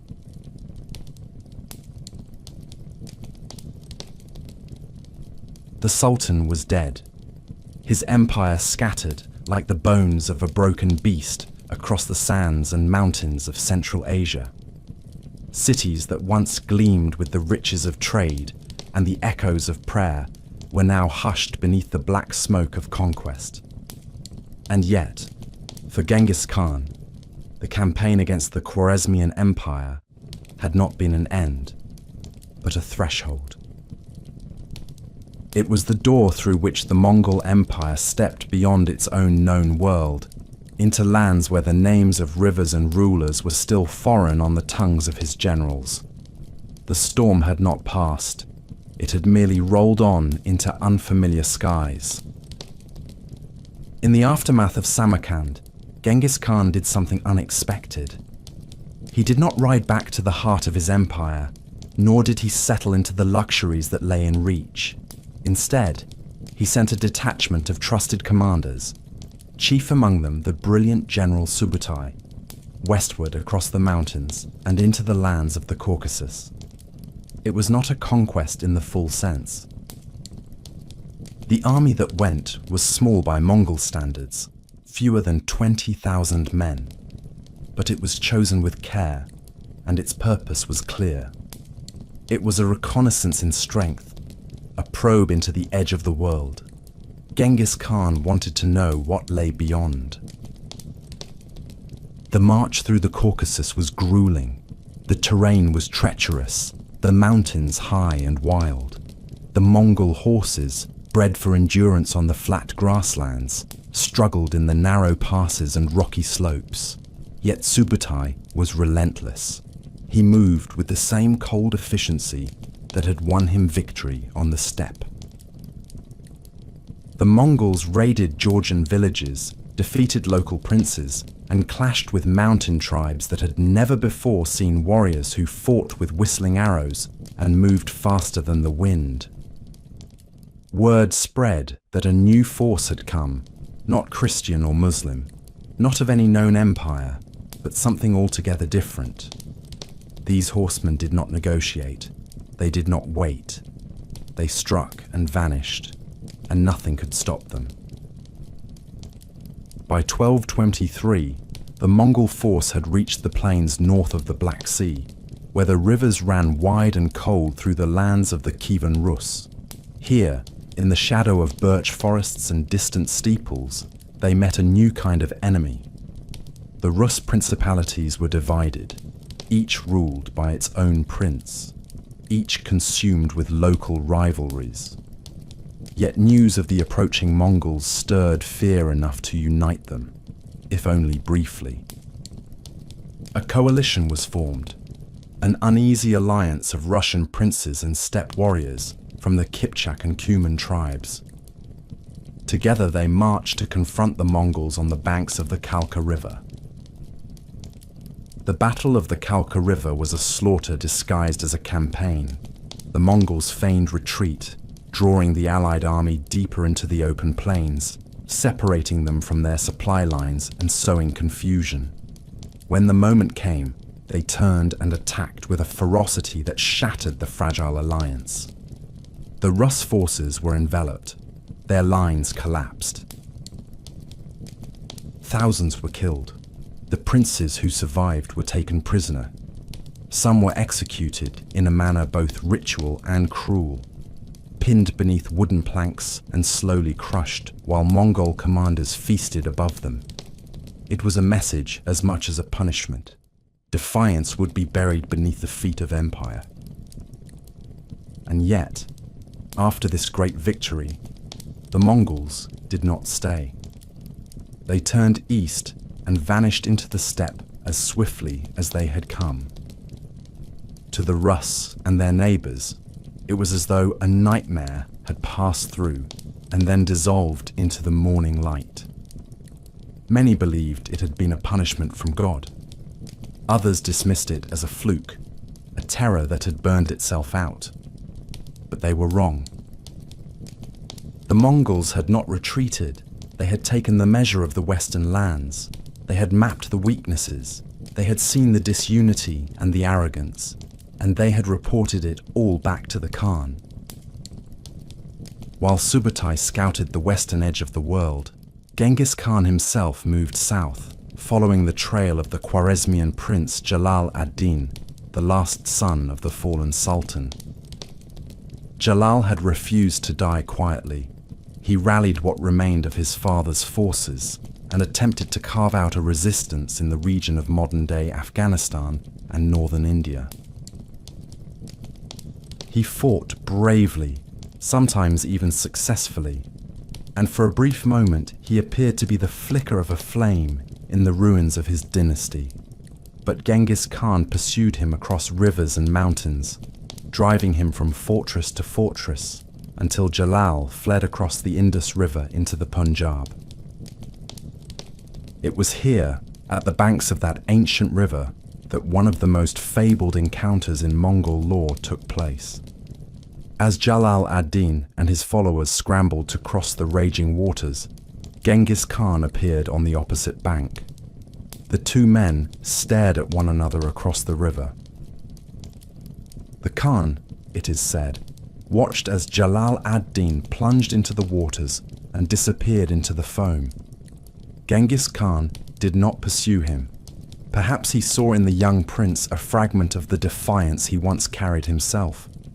Perhaps it was enough to know that the last flame of Khwarezm had been driven from its home. The Mongols did not chase him into India, not yet. With the Khwarezmian campaign complete, Genghis Khan turned his army back toward the heart of his empire. He had spent 6 years on campaign, fighting across mountains, deserts, and rivers. His generals had proven their brilliance. His laws had followed his banners. His enemies had been broken, scattered, and silenced. But victory, he knew, was never permanent. Peace was only the pause between storms. There was still work to be done. He left behind governors, tribute collectors, and military outposts. He sent letters to distant kings, warning them to submit or prepare for ruin. He summoned new recruits and trained new officers. And he began to dream of what lay beyond the lands he had seen. Europe, India, the lands of the Caliph in Baghdad. He would not live to see them all fall, but he had lit the fuse. The West had seen the first shadow of the Mongol Empire, and it had flinched. The next time, it would not be a whisper of riders on the horizon. It would be thunder, and it would come not with scouts, but with armies. The campaign against the Khwarezmians had not only avenged an insult, it had redrawn the map of the world. It had shown that no kingdom was too distant, no mountain too high, no city too proud. The Mongol Empire had grown from a dream whispered in the snows of the Onon River to a force that could reach from the Pacific coast of China to the gates of Kiev. And still, the man at its head did not slow. He had built the most powerful military machine the world had ever known, and it was still in motion. The world had not yet learned to fear the Mongols, but it would.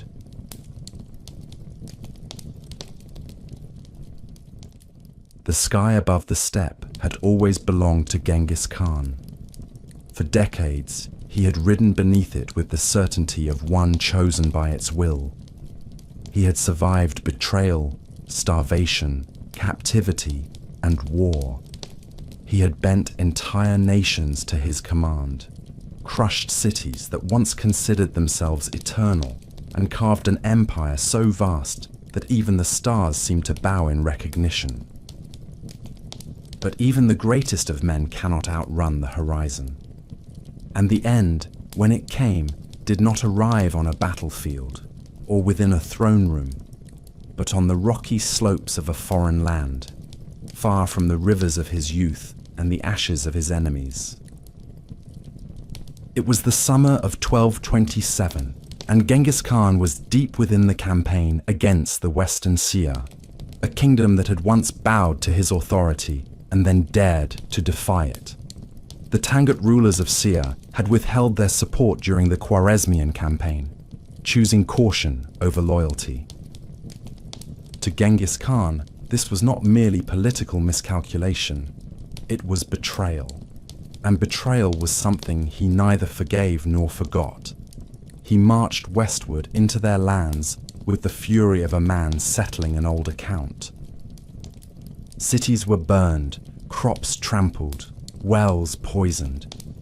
The campaign was meant to be swift and final, but the land itself seemed to rise against him. The terrain was harsh, mountainous and dry. The people were stubborn, and the fortresses clung to the cliffs like barnacles on stone. It was during this campaign that the great Khan fell ill. The exact nature of his ailment remains cloaked in mystery, a subject of debate even among those who chronicled his life with devotion and fear. Some claimed he fell from his horse during a hunt and suffered internal injuries that never healed. Others spoke of a wound sustained in battle, a hidden blow that festered in silence. There were whispers of assassination, of poison, of dark omens in the stars, but none could say with certainty. What is known is that he did not die at once. His strength began to wane. The man who had once seemed carved from stone, who had led his armies across deserts and rivers without pause, began to grow pale and quiet. Yet even in decline, Genghis Khan remained a ruler to the end. He gave orders from his tent, his voice steady if weakened. His sons and generals came to him, receiving commands that would shape the future of the empire. He reminded them of the unity he had forged, of the laws he had carved into the bones of the people, of the need to remain faithful to the path that had brought them from the banks of the Onon River to the gates of the world. He appointed Ogedei, his third son, as his successor, bypassing the eldest in favor of the one he believed best suited to rule, not through ambition, but through steadiness. It was a decision that would bring peace for a time and war in the generations that followed. His death was kept secret. The generals, bound by loyalty and law, concealed the truth even from their own troops. The campaign continued, as if guided by the living will of the Khan. The cities of the Shia fell one by one. The capital, Zhongxing, was taken and destroyed. The royal family was executed. The kingdom ceased to exist. Only then, when the work was done, was the truth allowed to breathe. Genghis Khan was dead.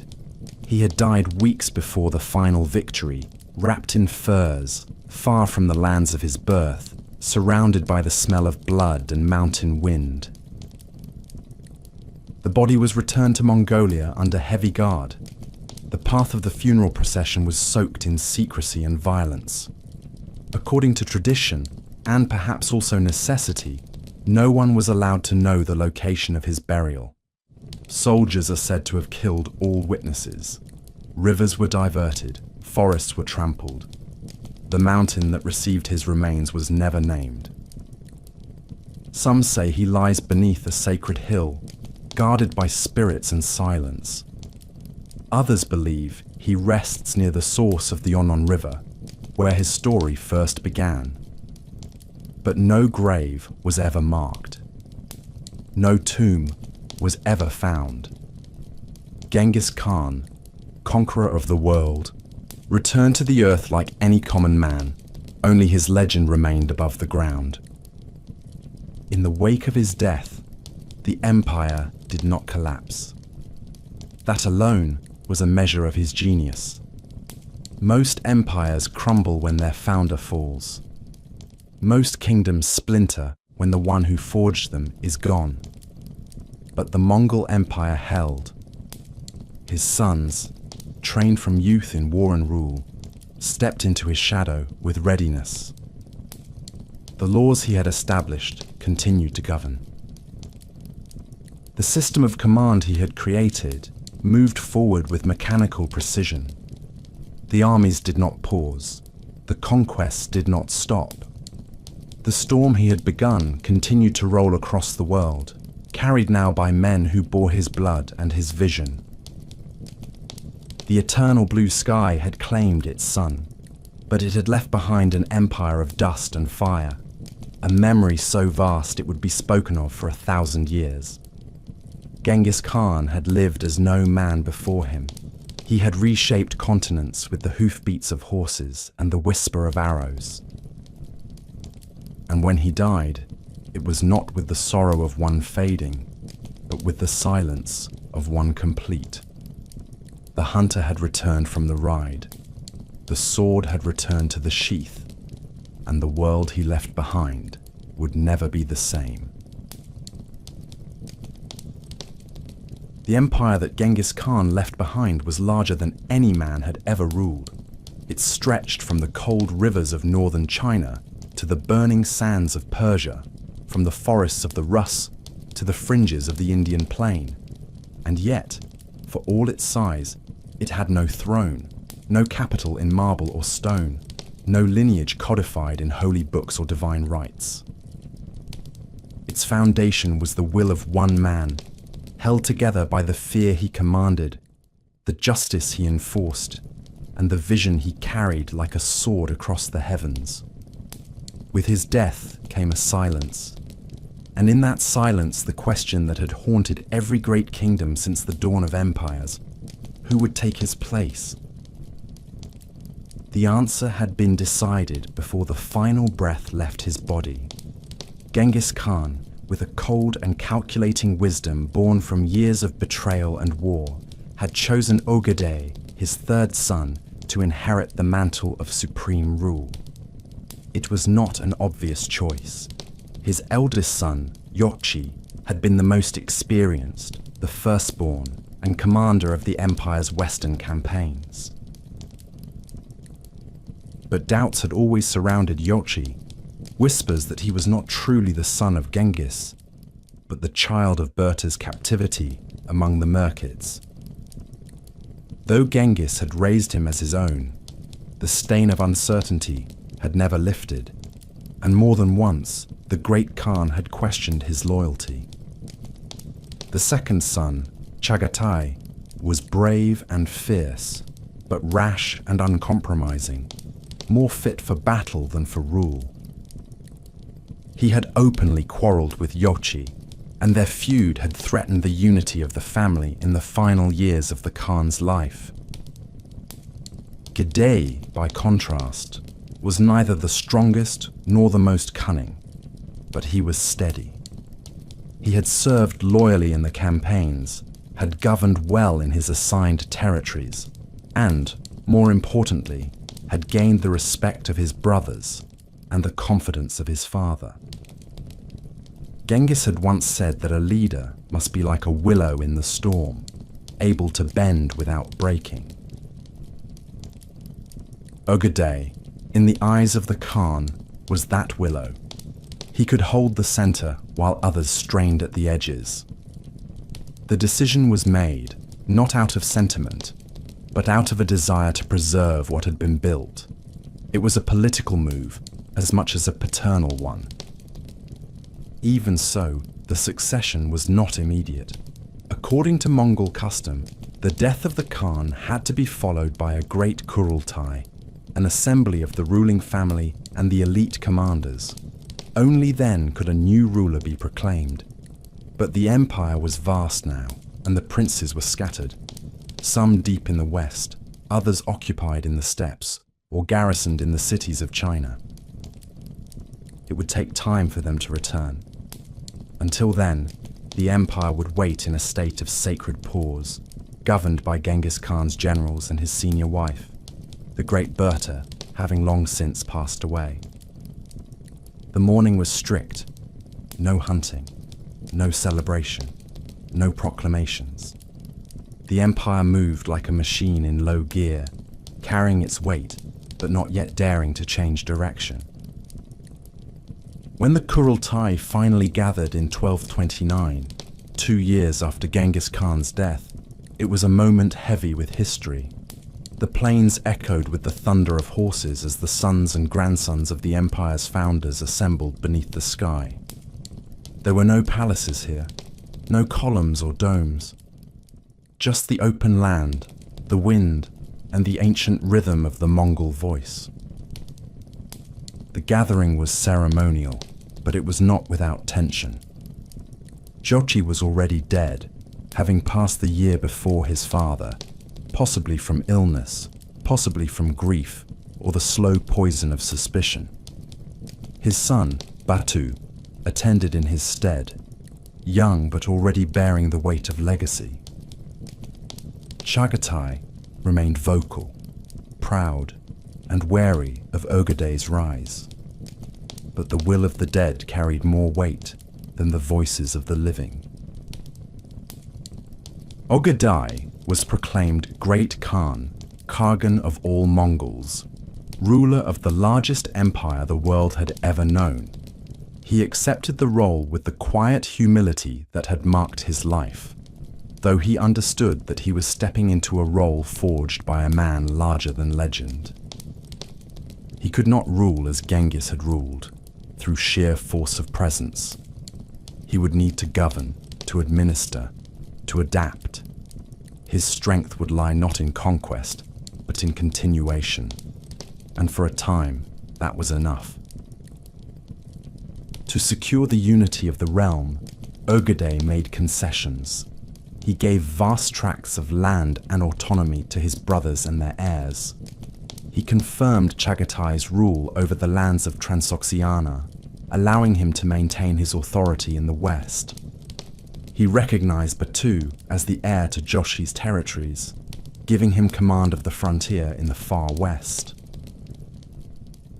The empire was still one, but now it was divided among ruling houses, each loyal to the Khagan, but each with its own ambitions and interests. The seeds of future fracture had been planted, but in the early years of Ogedei's reign, they had not yet taken root. The death of Genghis Khan had been hidden from the world at first, but now it was known. And in the courts of the East and West, in Baghdad and Kiev, in Delhi and Constantinople, kings and caliphs listened with bated breath. Would the empire collapse? Would the sons of the conqueror devour one another? But the answer came quickly and with terrifying clarity. No, the Mongols did not retreat. They did not falter. Under Ogedei, they sharpened their blades once more. The conquest resumed. The borders expanded. The silence of succession gave way to the roar of war. The shadow of Genghis Khan remained, vast and unyielding. It hung over every decision, every campaign, every act of governance. His name was invoked like a prayer and a threat. His laws were still quoted in council. His spirit, they said, still rode with the army, watching from the clouds above the battlefield. Ogedei understood that he was not merely ruling a kingdom, he was tending a fire, a flame that had been lit by a man who had changed the shape of the world. That fire could not be allowed to flicker. And so, in the years that followed, the empire did not drift. It surged once more. Genghis Khan had died as a conqueror. His son would reign as an emperor. And the world, still stunned by the storm that had passed, would soon learn that the thunder had only just begun. In the years that followed Genghis Khan's death, the Mongol Empire did not fracture. It did not descend into chaos, nor did the winds of ambition tear it apart as so many outsiders had hoped. Instead, the empire held. It breathed, it expanded, it changed, but it did not fall.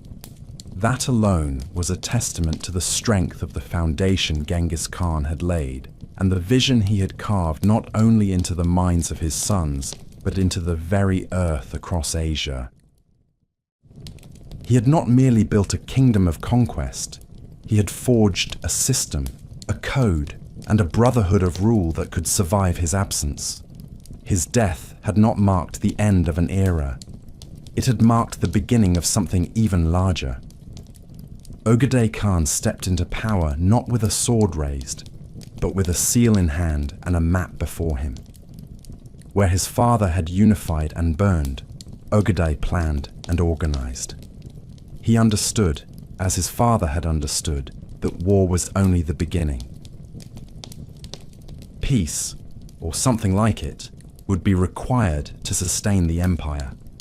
And so the new Khagan set about reinforcing the bones of the machine his father had built. He expanded the Yam, the vast relay network of mounted couriers, and made it faster, more reliable, and more closely supervised. Communication across the empire improved to such a degree that messages could travel from Karakorum to the Caspian Sea in mere weeks, a speed unheard of in any other kingdom of the time. He oversaw the census, a monumental task, counting the heads of every man, woman, and child, from the mountains of Tibet to the riverbanks of Samarkand. Taxation was refined, regulated, and recorded. Governors were appointed not only for their loyalty, but for their ability to manage territory with Mongol efficiency and justice. Cities that had once been smoldering ruins were now thriving under Mongol law. Traders returned to the roads. The caravans rolled once again along the Silk Road, this time under the protection of the Khagan's banner. It was said that a woman could walk from China to Persia with a gold plate on her head and not be touched. The Pax Mongolica, the peace of the Mongols, had begun. But peace was only a part of the story. The empire remained restless, its borders still unsatisfied. The generals who had risen under Genghis Khan were not made for stillness. Men like Subutai, who had grown old but not weary, urged for continued campaigns. The princes, each commanding their own wings of the empire, saw opportunity beyond the horizon. Ögedei, for all his administrative focus, understood this drive. He did not resist it. Instead, he harnessed it.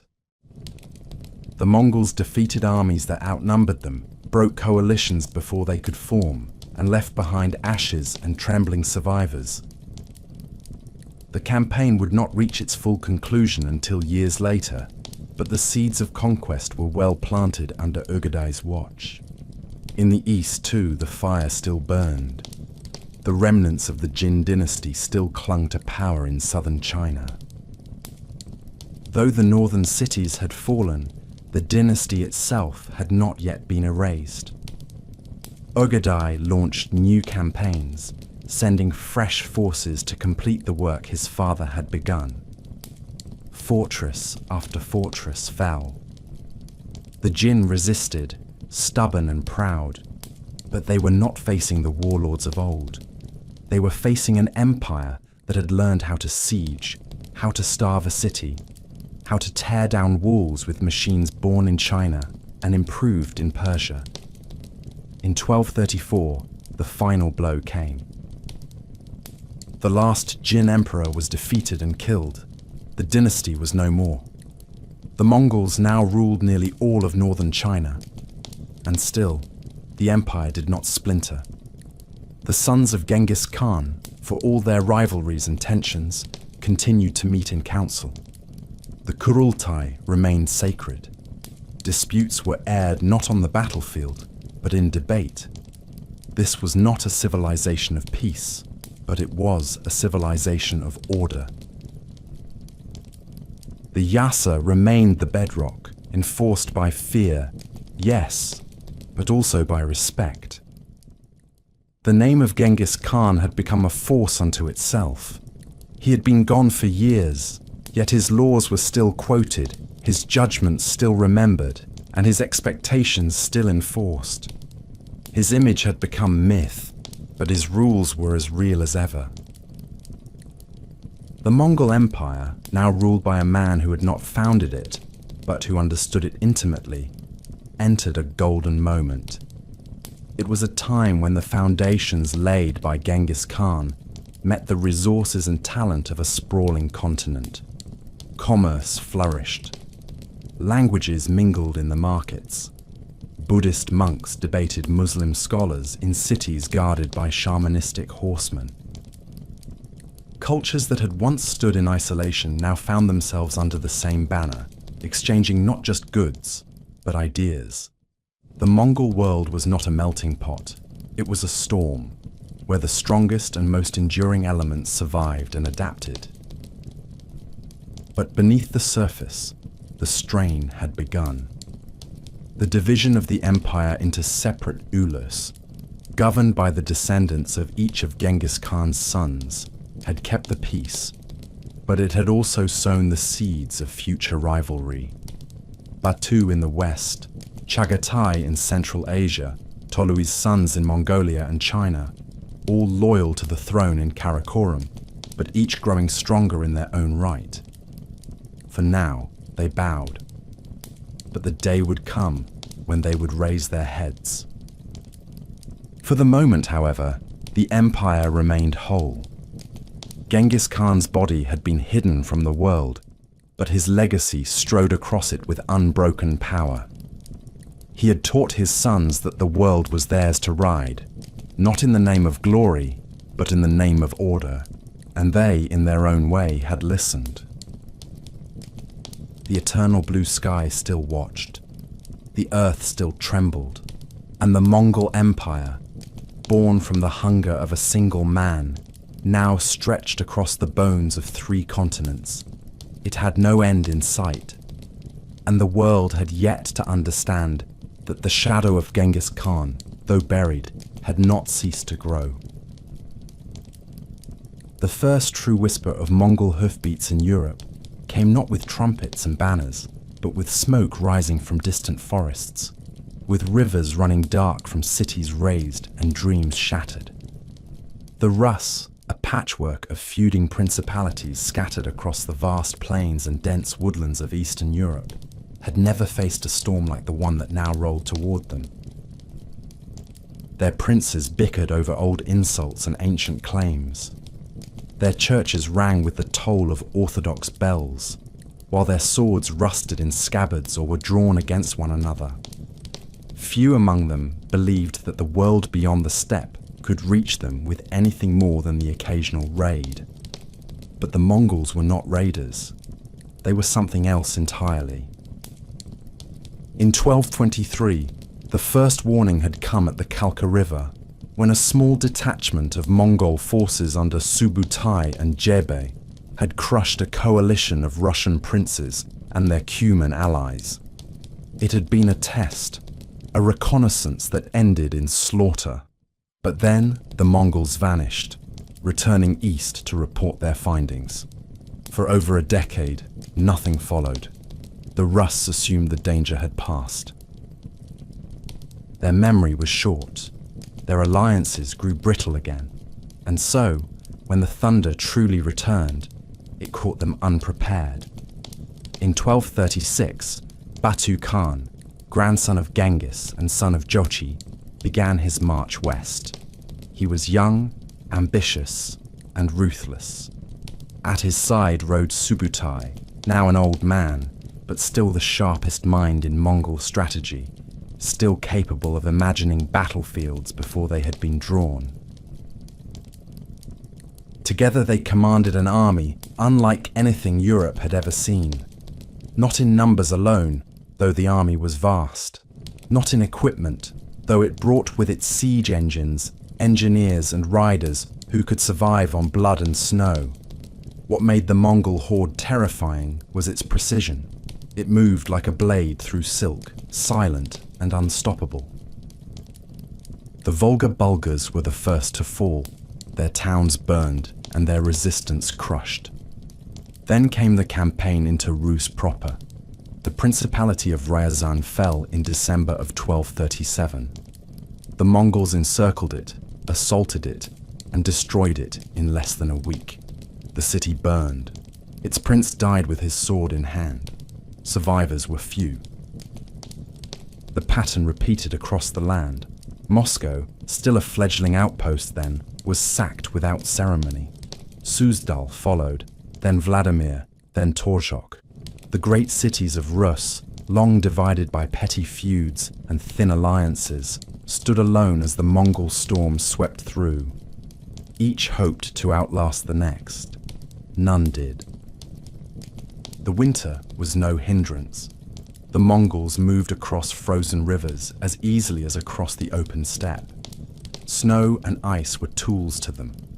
Their horses thrived in the cold. Their camps remained mobile. They needed no supply lines in the traditional sense. They fed on the land, on their animals, on the corpses of cities they left behind.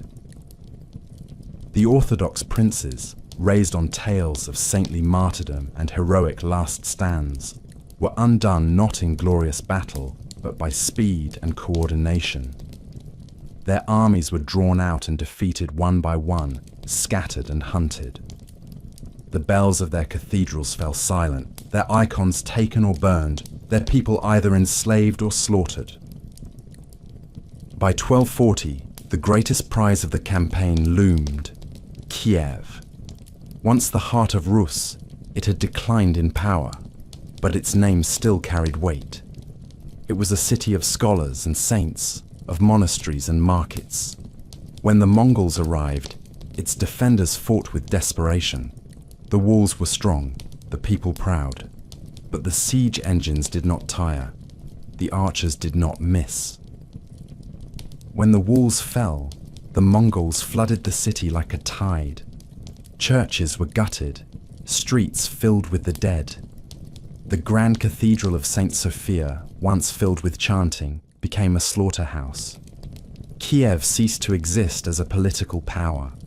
What remained was a name in ashes and the echo of hoofbeats. The Mongols did not merely destroy. They reshaped. They demanded tribute. They established systems of governance. They allowed the Orthodox Church to survive, provided it did not defy them. Some princes were spared, made vassals under the authority of the Golden Horde, the branch of the Mongol Empire now established in the Western lands. These princes paid taxes, gave hostages, and bowed before distant khans they had never seen. Others who resisted were removed, their lands given to more pliant lords. The Mongols did not ask for faith, they asked for obedience, and when it was given, they offered peace. The conquest of Rus marked a turning point. Europe, long preoccupied with its own wars and crusades, suddenly felt the tremor of something ancient stirring beyond the horizon. Reports of the Mongols reached the courts of Hungary, Poland, and the Holy Roman Empire. They were called demons, monsters, warriors of the apocalypse. Some believed them to be the armies of Gog and Magog. Others thought them descendants of the 10 lost tribes of Israel. Their language was unknown, their motives unclear. But one thing was certain: they were coming. The Mongols had not come for gold alone. They had come to punish, to warn, and to measure the West. The conquest of Rus had opened the door. Beyond it lay Europe in all its pride and confusion, a continent unprepared for what was now advancing toward it. The thunder had reached the eastern gates of Christendom, and the storm was not yet spent. The Mongols did not hesitate once Rus lay smouldering behind them. To them, the fall of Kiev and the submission of the Russian princes were not a culmination, but a staging ground. The conquest of the eastern forests had merely opened a path. What lay ahead was the heart of Europe itself: Poland, Hungary, the Holy Roman Empire, kingdoms and cities that had not seen Mongol scouts, but had heard their name whispered on the wind. It was no longer a question of whether the Mongols could reach Europe. It was now a question of how far they would go before anyone could stop them. In 1241, the storm came. It came from the east, like all the great devastations of Europe's past. From the steppes of Ruthenia and the valleys of the Carpathians, Batu Khan and Subutai led a force of experienced warriors who had fought in dozens of battles and survived hundreds of skirmishes. This was not an army assembled in haste or desperation. It was the finest military machine in the world. Every commander knew his role. Every soldier knew his place. They moved with unity, their supply lines mounted, their strategies already tested and refined by years of conquest. They struck Poland first. Cities fell like trees before an axe. Krakow burned. Legnica, defended by a coalition of Polish knights, German crusaders, and Templars, attempted to stand. But the alliance was fractured, the leadership uncertain. At the Battle of Legnica, the Mongols executed a perfect maneuver. They feigned retreat, drew the European knights into pursuit, and then turned with merciless precision. The result was carnage. The Polish duke was killed. His army, confused and leaderless, was annihilated. Heads were piled into pyramids. Survivors were sent fleeing westward, carrying tales of a foe that did not fight like men, but like shadows on horseback. At the same time, another wing of the Mongol force advanced southward into Hungary. There, the resistance was stronger, more organized. King Bela IV rallied his nobles, called upon foreign aid, and tried to fortify the Danube frontier. But the Mongols crossed the river in winter when it froze to ice. The Hungarians could not believe it at first. No army had crossed in such numbers, in such season. But disbelief did not stop the advance. Cities were taken. Villages burned. Refugees clogged the roads to the west. Then came the decisive blow, the Battle of Mohi. It was a masterclass of Mongol warfare.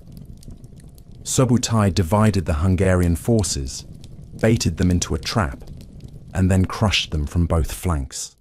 The river behind them, the hills before them, and the fire at their sides left no room for retreat. Thousands died. King Bela barely escaped with his life, fleeing to the Adriatic coast, seeking refuge in lands that had never before heard of Mongol devastation. His kingdom lay in ruins. Hungary was shattered, its fields red with blood, and its churches silent. Europe in those months trembled as it had not trembled since the time of Attila. From Rome to Paris, from Vienna to Constantinople, rulers sent messengers in panic. What were these invaders?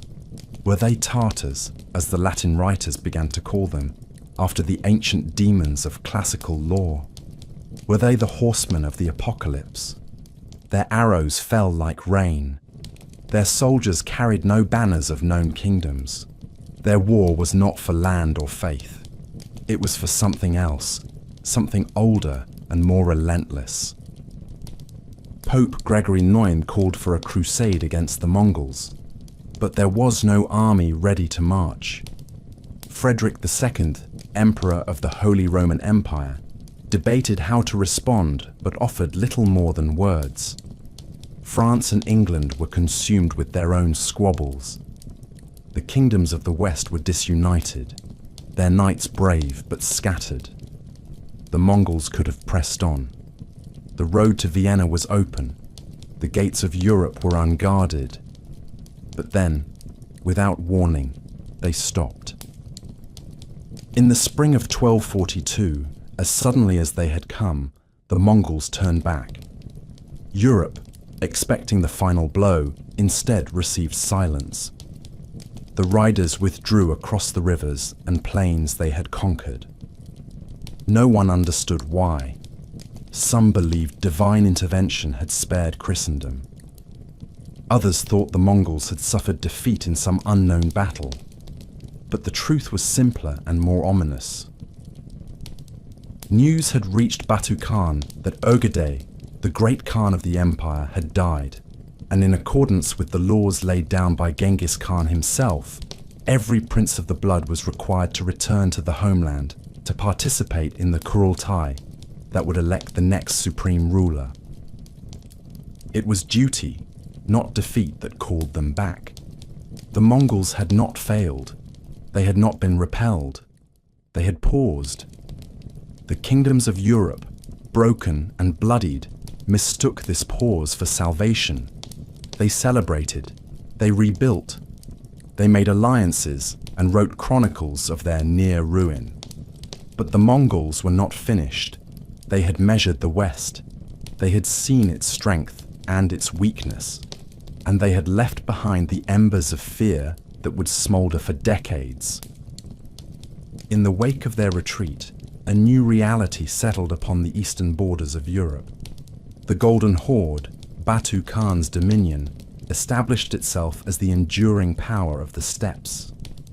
The Russian princes, having tasted destruction, submitted. Tribute flowed from their cities to the Horde's capital on the Volga. For 2 centuries, the Rus would be vassals, their sovereignty bound in coin and oath. The Orthodox Church endured, but it endured as a loyal servant to Mongol authority. Europe, for all its survival, had been changed. It had seen a force unlike any it had known. Its myths of chivalry had met the cold logic of steppe warfare.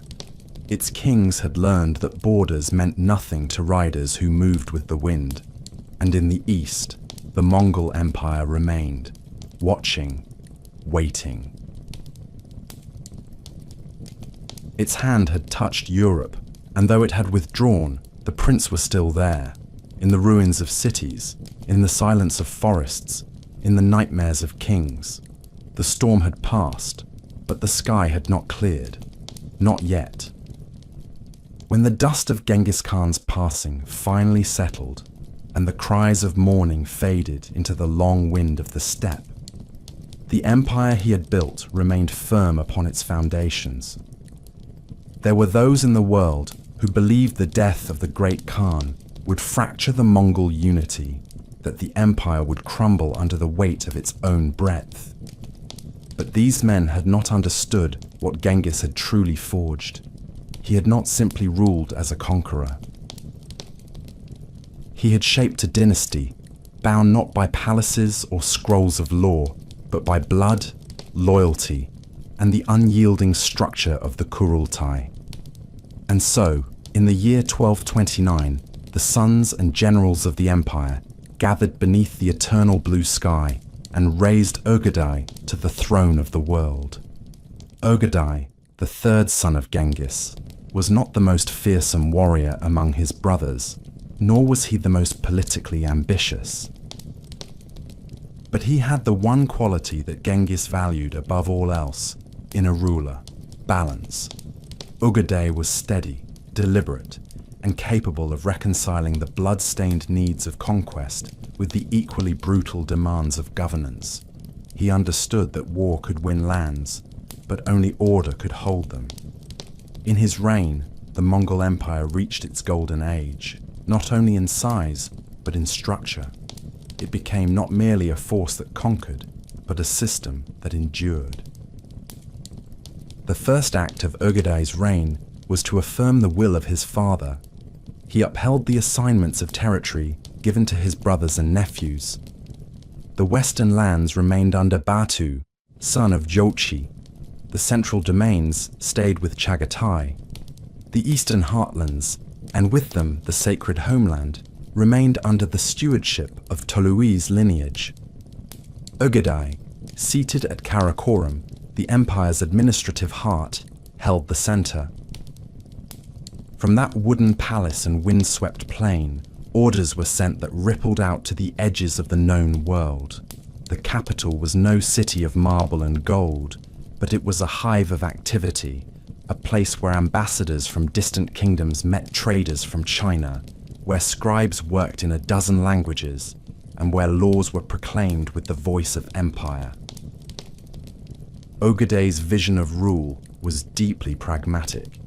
He knew that an empire that spanned mountains and deserts, rivers and cities, could not be governed by Mongol custom alone, and so he adopted the tools of those he had conquered. He employed Chinese bureaucrats, Persian accountants, and Muslim astronomers. He established taxation systems that drew wealth from the cities without driving them to revolt. He improved the yam system, the vast network of postal stations that allowed messages to fly across the steppe faster than armies. Under his rule, it was said that a message could travel from the Korean peninsula to the gates of Baghdad in a matter of weeks.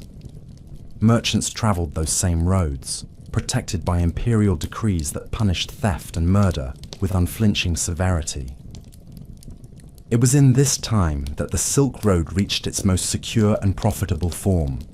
Goods flowed like water, silk from China, spices from India, glass from Persia, gold from the Russian forests. With them came ideas, scientific, religious, philosophical. The Mongol Empire became the beating heart of Eurasia, a conduit through which East and West spoke, sometimes in trade, sometimes in suspicion, but always through connection.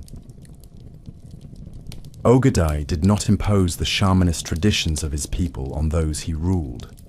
Instead, he welcomed all religions. Nestorian Christians, Buddhists, Muslims, and Taoists all found patronage at his court. The empire became a strange sanctuary where men might argue over the nature of the soul in the morning and ride together into battle by dusk. But Ögedei was not only a statesman, he was still the son of Genghis Khan. His blood burned with conquest. In 1235, he called another Kurultai and proclaimed a campaign to complete the work left unfinished by his father. China remained divided. The Jin dynasty, though battered, still held territory in the south, and so Ögedei sent his armies to finish what Genghis had begun. The Jin fought with desperate courage, using rivers and mountains as shields, but the Mongol war machine had grown more efficient, more relentless. The Jin capital at Kaifeng fell. The last Jin emperor died in flight, and the dynasty vanished from history like a fire smothered by rain. Still, Ögedei did not rest. He turned his gaze westward once more, toward the cities of the Islamic world, toward the steppes of the Kipchaks, and most importantly, toward the heart of Europe. It was under his command that Batu and Subutai launched their devastating campaigns into Poland and Hungary, reaching the very gates of Vienna. When word came that Ögedei had died, the armies turned back, not because they had been defeated, but because the rule of law demanded their return. That single act was a sign of how firmly Genghis Khan's system had taken root. Even in the face of total victory, even when Christendom itself lay exposed and undefended, the commanders obeyed the law of the Kurultai. They returned to elect a new Khan. Ögedei died in 1241, in the fullness of power. The cause of death was said to be drink. He had never shown the restraint of his father in that regard, but he died in the knowledge that he had preserved and expanded the greatest empire the world had ever seen. He had transformed a nomadic war machine into a living network of trade, law, and culture. He had made Karakoram the center of the world, not in gold or stone, but in influence. His death would open the gates to new rivalries. His successors would struggle to fill the space he had held with such care. But for a time, under Ögedei, the Mongol Empire had been more than conquest. It had been order. It had been vision. It had been peace imposed by steel. And for all its violence, it had become a place where a man could ride from sunrise to sunset and never once fear the knife of a stranger. Under Ögedei, the dream of Genghis Khan had not only survived, it had lived.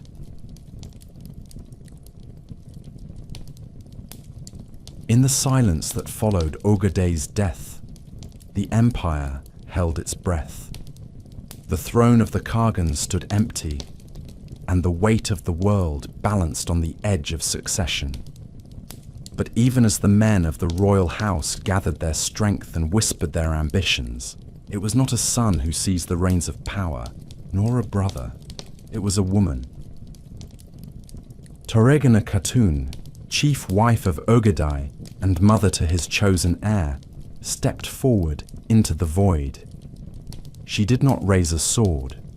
She did not wear the crown. Yet for nearly 5 years, she ruled the empire as firmly as any man had done before her. Turagan was no stranger to court politics. She had watched her husband navigate the machinery of empire, and she had learned where power lay, in the choosing of governors, in the control of messages, in the shaping of laws. When Ögedei died in 1241, she moved swiftly. She placed her own people in key positions. She dismissed administrators loyal to rival factions. She delayed the Kurultai, claiming the need for careful preparation and mourning, but all the while strengthening her son Guyuk's claim to the throne. Her authority was not rooted in violence but in calculation, and in that she proved as dangerous as any general. The Mongol world had long afforded women more power than most civilizations of its time. On the steppe, women ran camps, managed wealth, and held the hearth when their husbands rode to war. Genghis Khan himself had trusted his daughters with the governance of key regions. Turagan was not an exception. She was a continuation. She held audiences. She negotiated with envoys from the Abbasid Caliphate and from Europe. She managed the empire's treasury, and she made it clear that the transition of power would not occur without her hand guiding it. Yet even she could not hold the reins forever. In 1246, after long delay, the Great Kurultai was called. It was held near the sacred lands of Mongolia, where banners flapped in the wind and the sons of empire gathered. Foreign envoys came as well, ambassadors from the Pope, from the Song dynasty, from distant Persian courts. The election of a new great Khan was a spectacle and a message. Guyuk, her son, was crowned with full ceremony. The empire had a new master, and Turagan stepped back into the shadows, her work complete. She had ruled without title, without conquest, and yet with the full power of empire behind her. In that brief interlude, she had shown that the Mongol Empire was not merely the legacy of warriors. It was also the inheritance of women with steel in their minds and fire in their hearts. But Guyuk proved to be no mirror of his mother. He was cold, prideful, and severe. He lacked the vision of his father and the force of will of his grandfather. His reign, though marked by attempts at consolidation, quickly descended into suspicion and unrest. He quarrelled with Batu, who ruled the western lands as the Prince of the Golden Horde. He alienated many of the central court administrators. And he died suddenly in 1248, his rule a flicker in the long torch of Mongol history. Again the throne stood empty. Again the fate of the empire hung in the balance. This time, it was Sorgag Tanibeki who moved to fill the space, not as ruler, but as kingmaker. She was the widow of Tolui, mother to Munka, Kublai, Hulagu, and Arik Bulka. And she was no less shrewd than Turagan had been. A Christian of the Nestorian faith, educated and politically adept, she had raised her sons with the full understanding of their legacy. They were not to be mere governors. They were to be Khans. In 1251, after years of maneuvering, Sorgagtani secured the Kurultai that raised Munka, her eldest, to the throne. His election was not without blood. Opponents of Tolui's line were purged. The heirs of Ögedei and Chagatai were either killed, exiled, or brought to heel. Munka, once crowned, did not hesitate. He restored the authority of the central Khaganate and reasserted dominance over the vast, now semi-autonomous wings of the empire. He proved to be more than a puppet of his mother. He was methodical, deeply spiritual, and deeply committed to imperial unity. Mungke's rule brought new direction. He expanded the civil administration, emphasizing efficiency, discipline, and control. He carried out a census of the entire empire, mapping its peoples, its wealth, and its obligations. Taxes were standardized. Military obligations were recorded. The empire began to feel not just vast, but interconnected.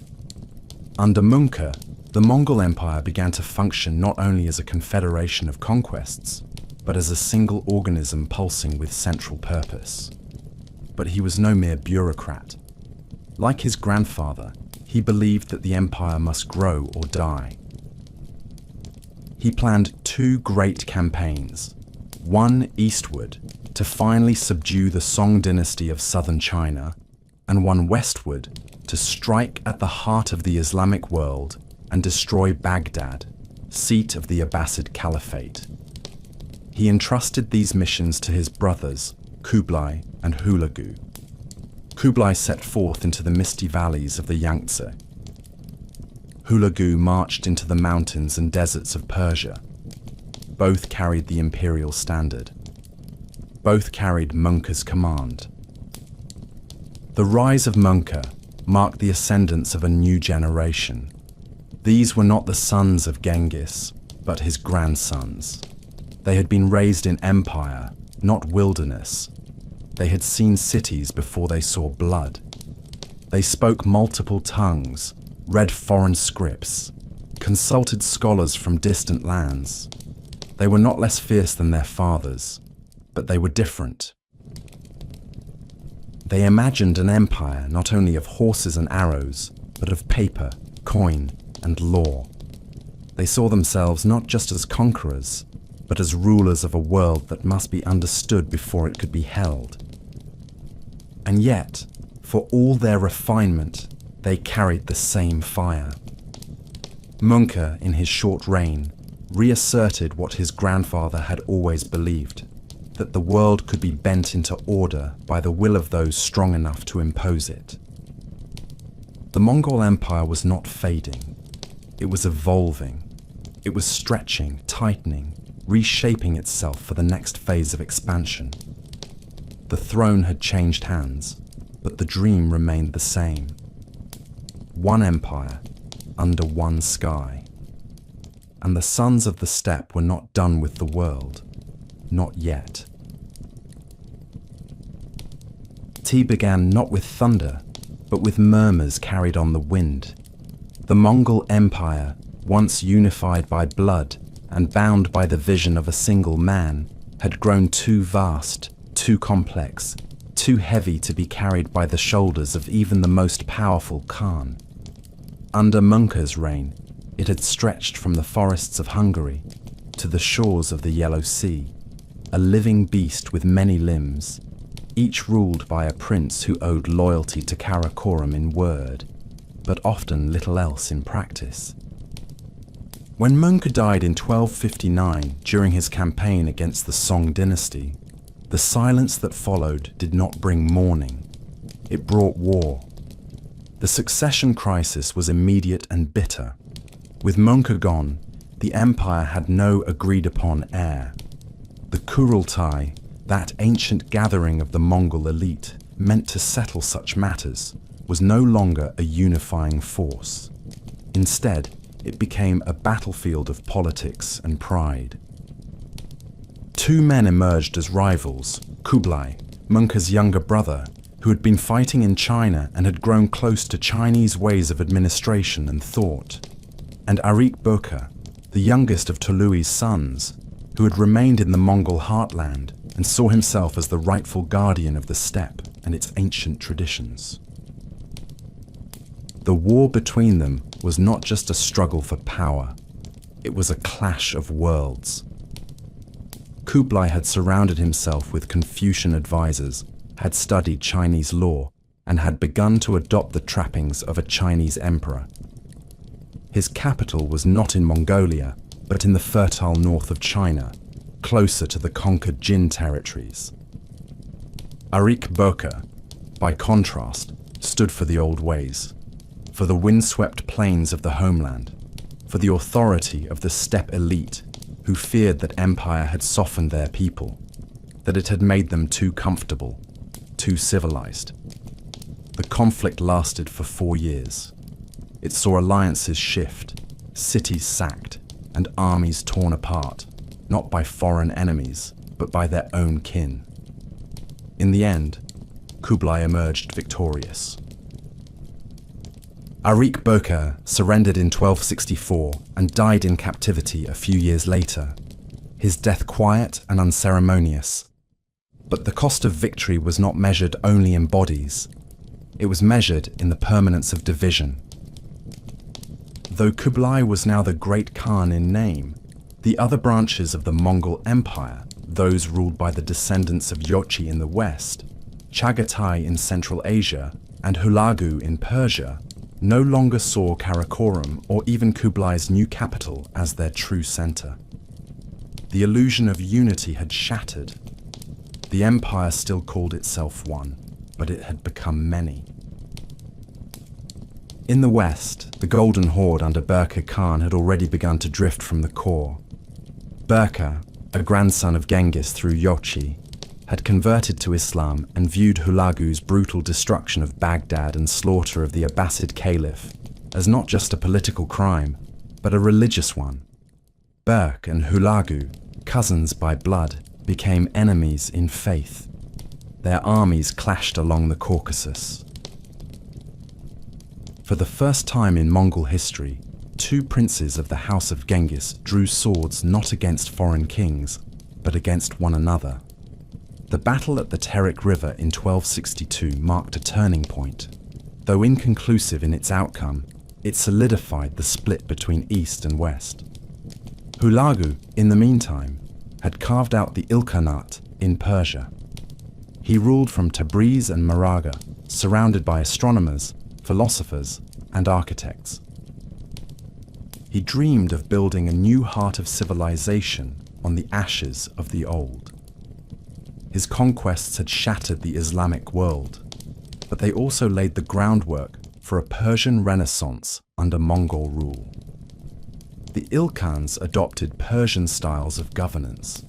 They married local princesses, spoke the language, and slowly began to blend into the land they had once crushed. But like Berk, Hulagu no longer looked to Karakorum or to Kublai. He ruled in his own name. In Central Asia, the Chagatai Khanate followed its own path, balancing between Islam and the old Mongol traditions. It remained a wild and often unstable region, caught between the influences of Persia, India, and China. Its khans fought among themselves, split by tribal loyalties and regional ambitions. The region never fully embraced the centralized structures that Kublai favored. Instead, it remained fragmented, its identity suspended between the memory of conquest and the uncertainty of inheritance.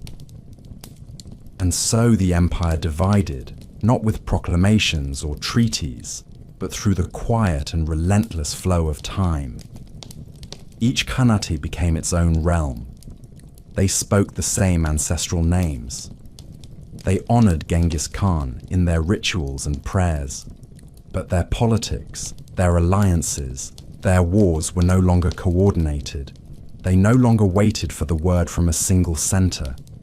The dream of one world under the eternal blue sky had faded. Kublai, now emperor of the Yuan dynasty in China, no longer ruled as a nomad, but as a monarch in the style of Chinese emperors. His court glittered with jade and silk. His bureaucracy swelled with scholars. He built cities, canals, and granaries. He completed the conquest of the Song in the south, uniting China for the first time in centuries. But the more he succeeded in ruling China, the more distant he became from the steppe. To the other Mongol Khanates, Kublai was no longer first among equals. He was a Chinese emperor, foreign in garb and in mind. Thus, by the close of the 13th century, the Mongol Empire had ceased to be a singular force. It had become four empires, born of a common storm, but each now drifting in its own direction. The Golden Horde in the north, the Chagatai in the heart, the Ilkhanate in the west, and the Yuan in the east. Their riders still bore the mark of Genghis. Their banners still invoked his spirit. But the house he had built no longer shared one roof. What remained was the memory of a time when the world trembled at the sound of hooves, when cities burned at the whisper of a name, when a man born among horses and hardship carved an empire from the bones of kingdoms. That memory lingered. It lived in the roads they had built, in the laws they had written, in the scars they had left behind.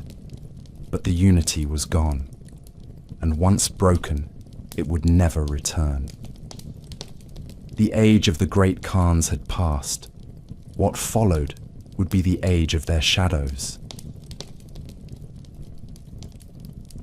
There is a moment in every great empire, though it is seldom noticed when it first arrives, when the rising tide begins to recede. The cities are still full, the soldiers still loyal, the roads still watched, but the air has shifted. The people no longer speak of glory, but of order. The rulers no longer look outward, but inward. In the case of the Mongol Empire, that moment came quietly, long after the blood had dried on the battlefields, long after the last of the great conquests had passed into legend. The decline did not announce itself with a final battle, but with 100 small fractures. The empire, once the terror of the earth, did not fall in fire. It faded, slowly, inevitably, into something less than it had been. In China, Kublai Khan had established a dynasty that bore all the weight of the ancient Middle Kingdom. The Yuan, as it was known, styled itself not merely as a continuation of Mongol rule, but as the legitimate successor to the Song and Jin before it. Kublai adopted Confucian rituals. He dressed in dragon robes and held court in marble halls. He ruled from Dadu, a city raised from the northern soil, where mandarins whispered advice in the dialects of court, and scholars wrote histories meant to endure. His dream had been to become both a Mongol Khan and a Chinese emperor, a bridge between two worlds. For a time, he succeeded, but Kublai's successors did not inherit his vision. After his death in 1294, the Yuan court became a palace of factions. Emperors came and went with alarming speed. Ministers plotted. Eunuchs whispered. The Han Chinese, long resentful of foreign rule, began to stir. Famines struck the countryside. Floods ravaged the Grand Canal. Rebellions flared in the south and west. The empire that had once seemed eternal now groaned beneath the weight of misrule. The dynasty had been Mongol in name, but it had become Chinese in bureaucracy and Chinese in burden, and in the end, it was the Chinese who rose against it. In 1368, after years of civil unrest and growing insurrection, the Ming forces captured Dadu. The Yuan court fled north, returning to the steppes.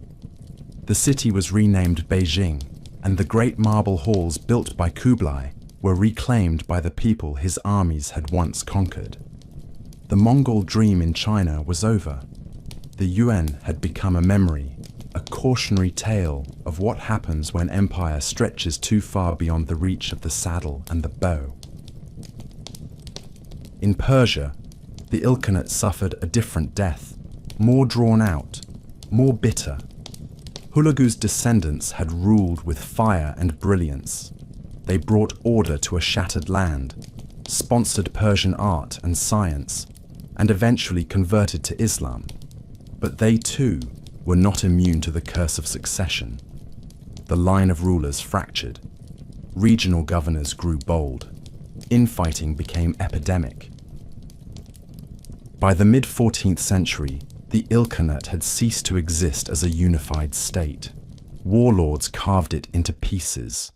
Timur, a man who claimed descent from the Mongols but was no true Khan, would rise from the remnants and build a new empire of his own. But it was not Genghis Khan's empire. It was something else.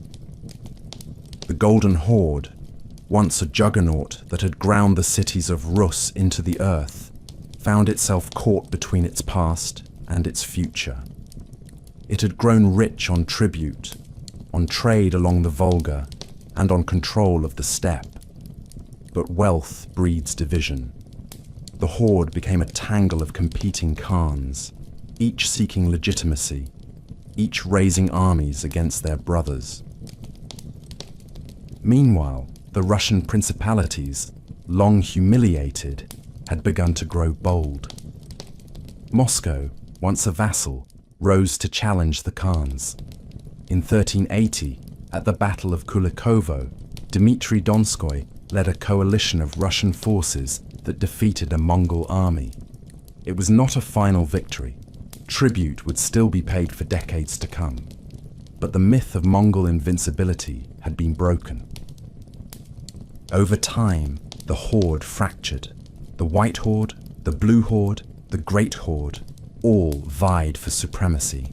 Their power dwindled, their alliances shifted, and eventually they were overrun not by foreign empires, but by rising powers from within. The Ottomans in the west, the Russians in the north, the Timurids in the south, each took pieces of what had once been the most feared dominion in the world. By the 15th century, the Golden Horde was gone, a shadow in the histories of those it had once ruled. Only in the Chagatai Khanate did the Mongol legacy linger, and even there it was a flickering light. Central Asia remained a land of nomads and cities, of traders and raiders, but the Khans no longer held the reins of empire. The Silk Road began to decline as maritime routes grew. The old cities of the steppe lost their power. Samarkand, once vibrant, was left behind. The world had changed. The Mongol way of life, rooted in horses, in conquest, in the endless movement of camps and caravans, no longer held sway over the centers of civilization. The age of steppe empires was ending. But if the empire had died, its influence had not. The Mongols had torn down the walls between east and west. They had connected continents, carried goods, stories, technologies, and beliefs from one side of the world to the other.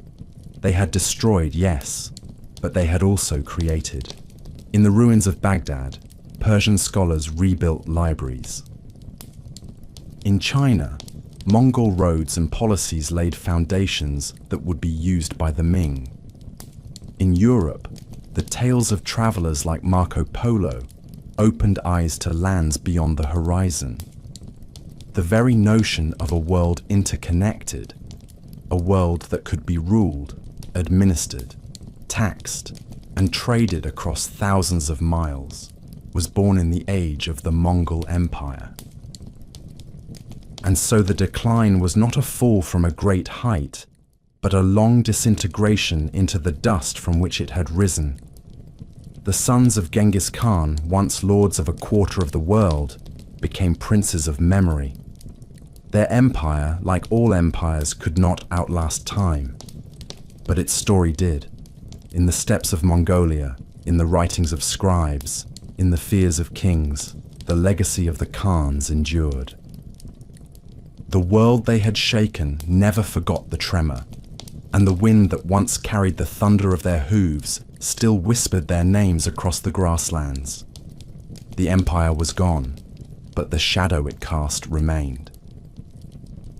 The story of the Mongol Empire does not end with the crumbling of its borders or the silence of its battle horns. For all the cities it burned and all the empires it destroyed, what the Mongols left behind was not only ashes, it was change, deep, lasting, and complex. The world they struck had been fragmented, slow, provincial in its view of itself.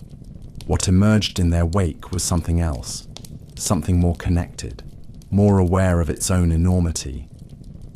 And though the great Khans were buried beneath stone cairns and their banners had long since faded into the wind, the bones of their vision still lay beneath the modern world. To speak of their legacy is to speak of contrasts. The Mongols were destroyers, but also enablers of exchange. They shattered kingdoms, but they opened roads. They killed kings, but they allowed merchants to pass freely across frontiers that had once been impassable. In the century before their rise, the lands of Asia and Europe had been worlds apart, their knowledge of each other little more than rumor and suspicion. The Mongols changed that. By conquering the spaces in between, they connected east to west in a way no civilization had ever done before. The Silk Road, that ancient artery of trade, had always been perilous. Bandits stalked its deserts. Wars cut its paths. But under Mongol rule, it became something close to stable. Caravans could cross from China to the Mediterranean under the protection of the same imperial authority. The Yam system, that chain of postal stations that stretched like a spine across the empire, made it possible to send orders and letters across thousands of miles in a matter of weeks. It was not merely a logistical marvel. It was the nervous system of an empire, and it brought coherence to a realm of staggering scale. Ideas moved along those same roads. Buddhism flowed into China. Islam spread deeper into Central Asia. Christian monks journeyed eastward and found themselves seated at the courts of Khans who demanded to hear scriptures and theology, not out of piety, but out of curiosity. The Mongols were not interested in enforcing one creed. They allowed many. In their courts you could hear Persian poetry, Chinese philosophy, Tibetan chanting, and Nestorian hymns in the same day. They built observatories. They sponsored translations. They fostered a strange and volatile cosmopolitanism, born not of harmony, but of power. This exchange had consequences that reached far beyond the bounds of the empire itself. In Europe, the arrival of travelers like Marco Polo brought news of kingdoms and marvels few had ever imagined. His tales, half fact and half fable, sparked curiosity and ambition. Long after the empire had splintered, European kings and merchants remembered the wealth of Cathay, the vastness of the steppe, the glory of the Khans. In time, that curiosity would lead to ships crossing oceans in search of new routes to the east. The Mongols had not meant to change the trajectory of the West, but they had done so nonetheless. There were darker legacies too. The same networks that spread goods and culture also spread disease.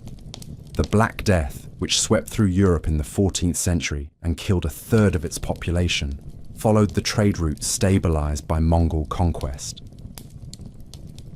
Some even claimed the plague was first spread by Mongol armies besieging the Crimean city of Kaffa, where infected corpses were said to have been catapulted over the walls. Whether myth or truth, the image remained, a sign that even in death, the reach of the Khans had been long. And then there is the matter of governance. Genghis Khan had ruled not through whim, but through code. His yasa, part law, part moral code, emphasized loyalty, merit, discipline, and order. The empires that followed bore his imprint. The Ottomans, the Mughals, the Russian Tsars, all inherited something of the Mongol legacy. Not only in cavalry tactics or court rituals, but in the idea that power, when properly organized and ruthlessly executed, could transcend borders and cultures. The Mongol Empire did not last, but its echoes lived in the systems that came after. Even the memory of Genghis Khan himself was not easily buried. In the West, he was long viewed as a scourge, a byword for barbarism. But in the East, especially in Mongolia, he remained a national father, a lawgiver, and a hero. His name was passed from one generation to the next in reverent tones. His vision of unity through strength, of order through loyalty, endured. And in the 20th century, when Mongolia sought to assert its identity amid foreign pressures, it was Genghis they turned to. Statues were raised. His name returned to the public square. The man who had once been the most feared conqueror in the world became a symbol of nationhood. And what of the people themselves? The Mongols, once the scourge of continents, had faded back into the steppe, their empire scattered, but their culture enduring. They did not disappear. They adapted. In some places, they became sedentary, blending with the peoples they once ruled. In others, they returned to their old ways, riding beneath the same open skies. But always they remembered. The songs of their ancestors told the stories. The hills bore the marks of old encampments, and the winds still whispered of an age when they ruled the world. The Mongol Empire did not end in fire, but in transformation. It became something else, no longer an empire of banners, but an idea. A proof that power could come not from walls or navies, but from movement, from vision, from the will to reshape the world by sheer force of belief. Genghis Khan had once stood alone on a mountain, holding a handful of dust and praying to the eternal blue sky. What he asked for was not glory, not vengeance, but unity. And for a time, he achieved it. He took a fractured world and bound it together, if only for a breath in the long passage of history. That breath was brief, but it was mighty, and though the empire fell, the wind has not forgotten.